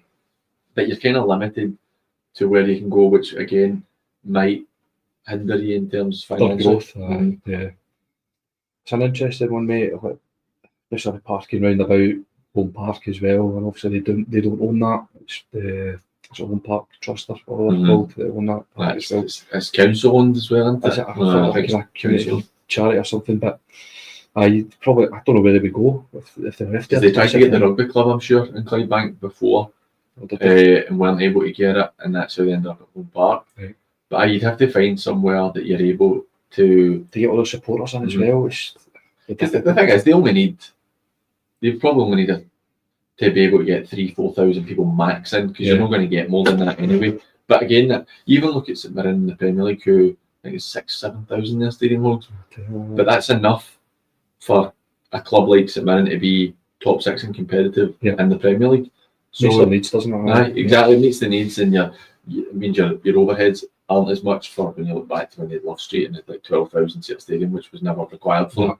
Absolute nonsense. So it's interesting to see where they can go with it, and but remember, see if anybody wants to get in touch with us, we've only got 20 minutes left of the show, so you can get us on WhatsApp at 07396 717 412. That's 07396 717 412, or you can get us on X and Instagram at Sat Football Live, or you can get us on the comments section of YouTube, where some of our members have been in there, with Craig McGee, Derek Johnson, Ross McClatchy, Paul Smith. Really appreciated for everybody that's been involved in the show today. But we're getting into the dying minutes now of the Scottish Cup games, and I think that if Benburb can get that win today, that's a massive one for them. Devon Bear have just made it 3-1 against Darvel, so Darvel are really struggling in that game there. Just looking at second division there, Paul, Bill's Hill obviously winning today against Blantyre up to 24 points, 5 point gap, obviously 3, then Lismago have got games in hand there, but Lismago up to third now. I know. That's cracking for them. Really close in the game in hand over like Greenock and Thorn and behind them. But what's that? You're 4 teams on 15 points. I know. There. And you look at Bellshill having played the extra games. Just before we talk about that, Keir Sampson gets his secondary game 4-0 for Clydebank against Jeanfield Swifts. Inverness, Clacton have pulled one back. It is 1-1 with Cowan and Rangers. Could be looking at how long's left there? Extra time penalties. We've got 23 minutes left on the clock. Still 1-1 with Camelin and Albion Rovers. So talking about Lesmahago and Threave both having the games in hand on Bellshill. And Bellshill having, it's funny when you look at this, when these teams haven't played each other yet. Threave are sitting 5 points back, but they win their games in hand. They leapfrog Bellshill, and if you're Bellshill, you're sitting thinking, we've won 8 out of 9. How can we not be top of the league? Lesmahago, 2 games in hand, they win both of them. That takes them on to 21 points. So that's the young team back on the roof. I told you this. They get excited and they get themselves on the roof. Lesmahago, I mean, Darrell's also went in there and done a brilliant job. He done really well last season. I think finished 4th, obviously went up as a result of Broomhill folding, but he's went in there. He's obviously He knows the league, knows the division. It's a great start for him. Mhm. Undefeated again, still only conceded 11 goals in the first 7 games. So I feel like them, mate. Bells Hill will get Cali locals in 2 weeks' time. They've got Lark in the cup next week, but they'll get Cali local in the league. Then the cup against Nairn St Ninian. Then they've got Cosaith Athletic. Then they've got Maybole in the league. Then they've got fourth. They have a very, very lenient run of games, which could really put a bit of distance between themselves and other teams. Yeah. Then they've got the Thorn, and then it's Ashfield. They're in a position where they could be sitting with maybe 14 wins at the first 15 games and in a real position of Aye. strength, particularly when it comes to the stage of the season where you are playing against. Yeah, they're going to have a great. At the end of the season for them, they're going to start having the big games against teams. But as it stands right now, they've got a real good opportunity to go and put a bit of daylight between themselves and the rest of the teams. Because I'm looking at Thrieve. Thrieve have got their next league game as Blantyre Vicks. Tough one. Yep. I hope they don't come through the roof. Cali locals for Thrieve after that. Again, Cali locals are just having such a tough start to their time. Especially Ashfield win the day as well. It's really no needed. No. Les Mahago, on the other hand, have got 3 cup games in a row. Then they've got Greenock, Cosaith, Larkhall, Bonneton. Games that they will really be looking to go and win.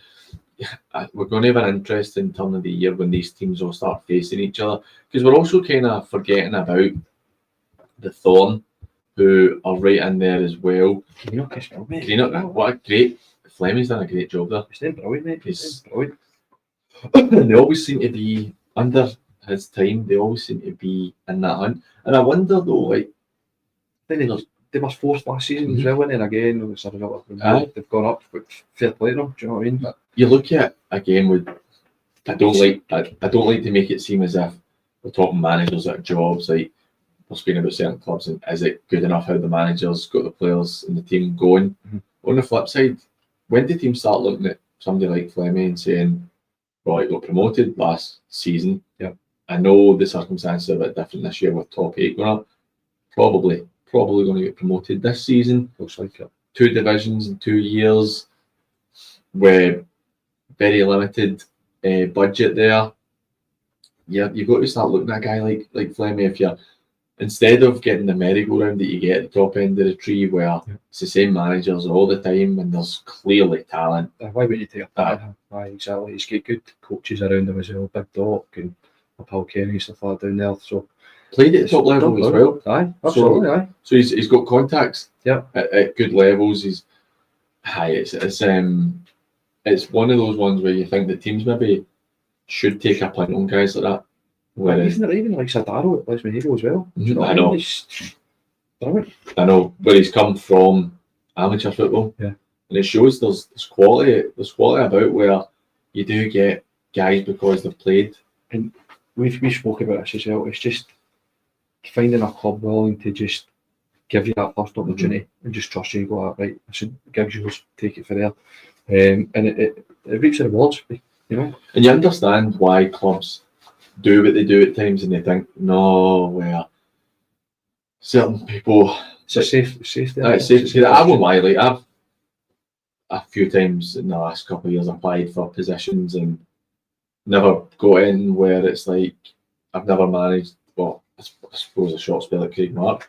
At this level, managed at amateur level, and you maybe get committees will go, PG maybe knows what he's talking about, but he's never actually managed for a sustained period at this time. We'll go for X or Y because they have, regardless of it maybe being, and I'm not saying this is a situation for me, but for an example, regardless of it being in situations where they've maybe not performed overly well at clubs, 2 or 3 clubs in a row, but they've got the experience. they've got the experience, aye, and I understand completely why committees are going to go down that road, but it's because even to this stuff's all relative. You go up the levels and you look at I don't know if it's happened with McKennedy or anything or Moth, but there's clubs who in League One and stuff will keep giving jobs to the same faces who don't particularly excel in their roles, but then you've got guys like Moth and Mick Kennedy who have done tremendously well at clubs, and you're like, well, why would you not give these guys a chance? Where did Moth start off at Rossvale? Rossvale, I mean,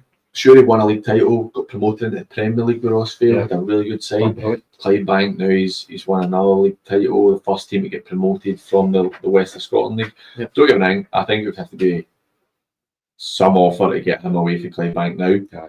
But and this isn't a new thing either. This will be an age-old thing where teams don't give younger managers chances, and you just need that one team to give you the chance to move on and try and show what you've got. So, because you see it with players as well. We talk about Tucker taking in players for the lower leagues. You cherry pick, and there is quality. There's always quality. The lower level you're at, and for whatever reason, players end up where they are, or managers and coaches end up where they are. There's so much on offer for people. Benbur's still 2-1, Inverness, Clacton. They've now gone 2-1 up against Scotland and Rangers. Bitterly disappointing for them. Yep. Camelin have taken the lead against Albion Rovers. That is 2-1 for Camelin there. I think we predicted a tight affair in that one, and it's looking like that with only 4 minutes remaining of the 90. So, what would be your result of the day? We've spoken about the Benburg one. We've spoken about Nielsen. Now you're going to you're going to go for Nielsen regardless, aren't you? I think so, mate. I think it's a brilliant result against a team that's undefeated. Played 6-1-6 at home as well. Where Nielsen previously the last 2 games have conceded 10 goals. To go and turn over St Roch's. I mean, St Roch's are a good side, mate. They're a very, very good side. So that's a great result for them, mate. They'll be buzzing with that. I think the manner as well, scoring 4 goals. Aye, brilliant, mate. 4 different scorers as well. I know it's really impressive. Because obviously we don't even need to tally up. You've beaten me the day, but I did not expect that level of score. Oh. I did think there's always the possibility that Nielsen will get something, which obviously in that league in particular, there's always the chance that you'll get something. But St Roch's have been flying. I just wonder if that's going to be a blip or a dip for them. It's what one will it be? Will they be able to bounce back from it? Mm-hmm. And it's really an interesting league. I mean, I think the thing for them is just have a look at their fixtures. They've got Killook away next week in the cup, and then the cup after that they've got Perthshire. So it's 2 games where you're thinking they should probably go and win them, and then they've got Benburg in the cup after that as well. So the next league game is away to Thorneywood. Well, do you know that could be a really interesting one? If Thorneywood have a look at their fixtures to see if they are going to be in league action before then. So they've got Ardrossan in 2 weeks' time. If they can win that game against Ardrossan, but to be honest, if they don't, let's say they do right, they'll go on to 16 points. They'll have played a game more than the Rock, so they're 2 points behind. And if they're able to beat the Rock, which really wouldn't be the biggest of surprises, you've gone from the Rock being in a real position of strength to Thorneywood being ahead of them in the league, 2 points clear of them in the league. And it also gives Gartcairn a wee bit of breathing space. They haven't played the game more, but they've got Whitlets in the league next week. They'll be looking to maybe put that right from the opening day of the season. And then they've got Muirkirk, which I think both games will be tough games, but Gartcairn, they don't have the cups. They're literally league games all the way through, so they could be potentially, if all goes well for them, they could be sitting 12, 13 points clear of St Roch's before St Roch's play a league game again. It just shows you, just one result just changes perspective. I know. The Rock win today, they're top of the league, they're a point clear with a game in hand, and you're thinking, they're in a great position. They still are in a great position, but it'll be interesting to see. Do as well with Whitlets getting that point away with 3-0 down at half time to Ardrossan. Fair play to them for coming back. I know. That's just shows there's a wee bit of character there. They've got a wee bit about them. So, second time this season, as we touched on with the game against Gartcairn, second time this season that they've been able to do it. But it's not been good enough for Whitlets either, because I think they'd expect to go and push on. Yeah. Glenafton are making that interesting. They are now 3-2 up against Invergordon. Invergordon scored in the 90th minute, so I'd imagine a few minutes added on, maybe a bit of pressure. I thought that was going to be a much more comfortable affair than just lump the ball in the box now, right? Just look for something. Trinent 3, Pollock 0. That's full time there. Expected that, didn't we? Nah, I think so. But even at that, it's a disappointing result in terms of, see if it's a 2-1 or a 3-2, a goal in it, Yeah. Broadway, then you can say, well, Port have at least put in a fight. But again, that's another game where Port are losing goals and they're not scoring. Gretna have sealed the game 4-0 against Carluke. But an interesting one with the Benburg game. They're now reduced to 10 men. Ryan McCrone has been shown a second yellow card, so he's been sent off there. Musselburgh have knocked Bonnyton at the Scottish Cup 2-0 win. I don't think that's a bad result for Bonnyton. No, Musselburgh just missed out on promotion into the Lone League last season. A good side. That's a good side. They're a very physical side. That's not the worst result in the world for them. They'll not be heartbroken by it, but it also allows them just to go back and maybe focus on the league business. because they're sitting ninth in the league right now. And again, they're only 3 points away from Lismay going third place, but they're sitting in ninth spot. Could be a really interesting league, this third division. And we've spoken at length. I think we've spoken about this division, this second division. Spoken about the second and third division probably more than we have any other week. I suppose because they've had full pictures nearly, but it's interesting to see what Bonnyton can do. Right in that middle, weren't they? Not ninth in the league. Are they going to push for it and get the top 8? Or who's their next game again? Oh, sorry. Their next game is against Fanart. No, the next league game, sorry, will be Coalside Rangers. Rangers. That's a game they really will look to try and win. I think so. And then Larkhall after that. And then Ashfield. So that's 3 games. I think you need to get 7 or 9 points for that. You're right about that. 7 points for there. You're sitting 19 points, 11 games. It's going to. We're doing a lot of. For me, with this season, it's going to be a lot of what's happening because the top 8 are going up. Who's going to go up? There'll be 3 or 4 teams in each league. You're going, well, they're 100% up. There'll be 3 and 4 at the bottom that are absolutely no consequence to the league. Yeah. And then you're going to have that big, massive pile in the middle where you're Just to chase potentially 8, 9, 10 teams who could go up. And because you even look at in that fold there, Maryhill, they've got games. They've got a game in hand. They win their game in hand. Maryhill are sitting in third place. Third top scorers in the league as well, aren't they? 25 they've got there. I mean, Mark's had a couple of years now there. Yeah. Do you know what? It's one of those ones for me where the club gave him a chance. He was a 20s manager at Beeve. Yep. Mark never played at this level, relative unknown. Having Butch as his brother, maybe it was how people would have known him. But you look at a chance, give him a time, chance. and they're doing well, mate. Because Maryhill's a good club. I mean, I had 2 spells at Maryhill, originally from Maryhill's. A really good club. They've even got like Sean McLaughlin, who's Sean's the chairman. Sean's a young guy. Yep. They've got bright ideas. It's a forward-thinking club for me. Exactly. They might not have much funds. They've got very small amount. They pay players £10-20 a week. But they're a club who, for me, are trying to go in the right direction. When we started playing, when we started playing, Maryhill, giants at this level. Yeah. And then plummeted in the leagues, but they're now slowly working their way up. And it'd be nice to see Maryhill back in the first division. They've got good players, mate. I think they'll kick on, mate. I think they'll do well. I think they'll finish top 5. Maryhill for me. They've scored a lot of goals, mate. They've brought in a couple of defenders as well, so they've got every chance of doing well there. But I think there's teams below them that are worse off than what they are. Well, you look at we're talking about Bonnyton. Bonnyton have only lost 2 games, the same as Maryhill. But Maryhill have only drawn 1 game. Yeah. They're ones when they don't lose are wins. Yeah. Whereas you can't say that for Bonnyton when they're dropping too many points, even though they're not losing, they're dropping too many. Same way. Then you've got the opposite with Cambuslang, who is either a win or a defeat. There is no draw in between. Yeah, that's 4 wins, 5 defeats. They had a great start to the season, then a really tough spell, and they've no bounce back from it. But it's definitely interesting to see. That's some big wins, Maryhill, just like that there. Put 8 past Ashfield, 6 past Carly Locals, 5 past Larkhall. That's big results there. And even the Abbey Vale game 2 weeks ago in the Cup's a 7-1. I mean, they're scoring goals. Obviously, they've the blip against Greenock, where Greenock went out and battered them 5-1. But it's definitely been interesting for them. And I've just seen where the full-time results are coming in. 1 excellent result. That's a huge result for them. So you're looking at Clydebank have beaten Jeanfield Swiss 4-0. Gretna have beaten Carluke 4-0. Glenafton have beaten Invergordon. Sorry, have beaten.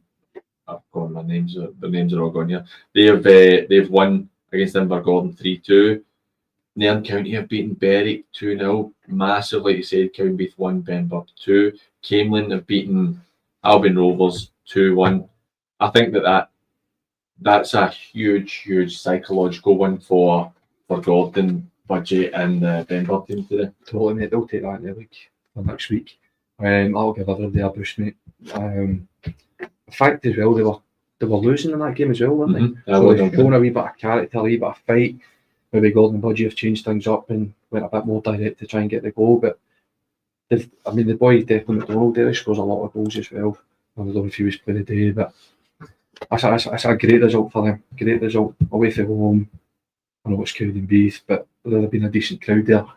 What was it, 200 or 300? 200. It's not too much, more than what they would Normally get. And the thing is, that's more money for Benburb as well, progressing into the next round. And you look at West Part in the Cup next week, then Rob Roy in the league, the Rock in the Cup, Lanark, Garton Cairn, Kilburnie.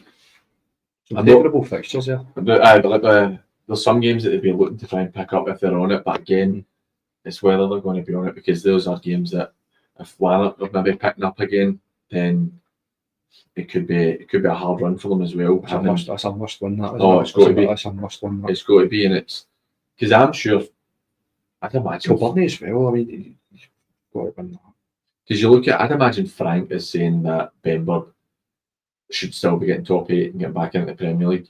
No, I think that Benburb have kind of punched above their weight for a few years when they were in the Premier League, but this is a different Premier League next season. Yeah, this is a Premier first hybrid. You know what I mean? It's a bit of a hybrid league where you've definitely got teams who should be there and some that wouldn't normally be there. But look, we're going to finish up in the next minute or so. So we're going to have to go through the PG versus the pundits, and it's been a great debut for you. So you were 1-0 up with the Borough, 2-0 up with Atherley, still 2-0 up with the Nielsen game. Then it was 3-1, 4-2, and it has finished 4-2. So congratulations on your win. I've had an absolute stinker of the day, but it's been a good one. Thanks very much for coming in, mate. I hope you've enjoyed your day. I enjoyed it. It was good. It's flown actually. I know it's very quickly. It does go in quickly. But thanks to everybody for tuning in and listening. We hope you've enjoyed the show today. Don't forget to check out Johnny's show tomorrow night, 7 p.m. Escapes me who he's got, but go and check it out tomorrow. It's always a good show in Johnny's Roundup. We will have a couple of shows during the week as well with Shane Brookland's Scottish Premier League show. So don't miss out on that as well, because the guys it's been quite good, quite enjoyable listening to them. Shane, the two of them sitting on opposite sides of the fence and they've a right go at each other, so it's always fun. But look, everybody, thank you very much for tuning in today. Catch up with us next week when I've got Johnny Bailey and Chris Strain in the studio. Hope you have a great weekend. Take care. Thank you very much. Cheers.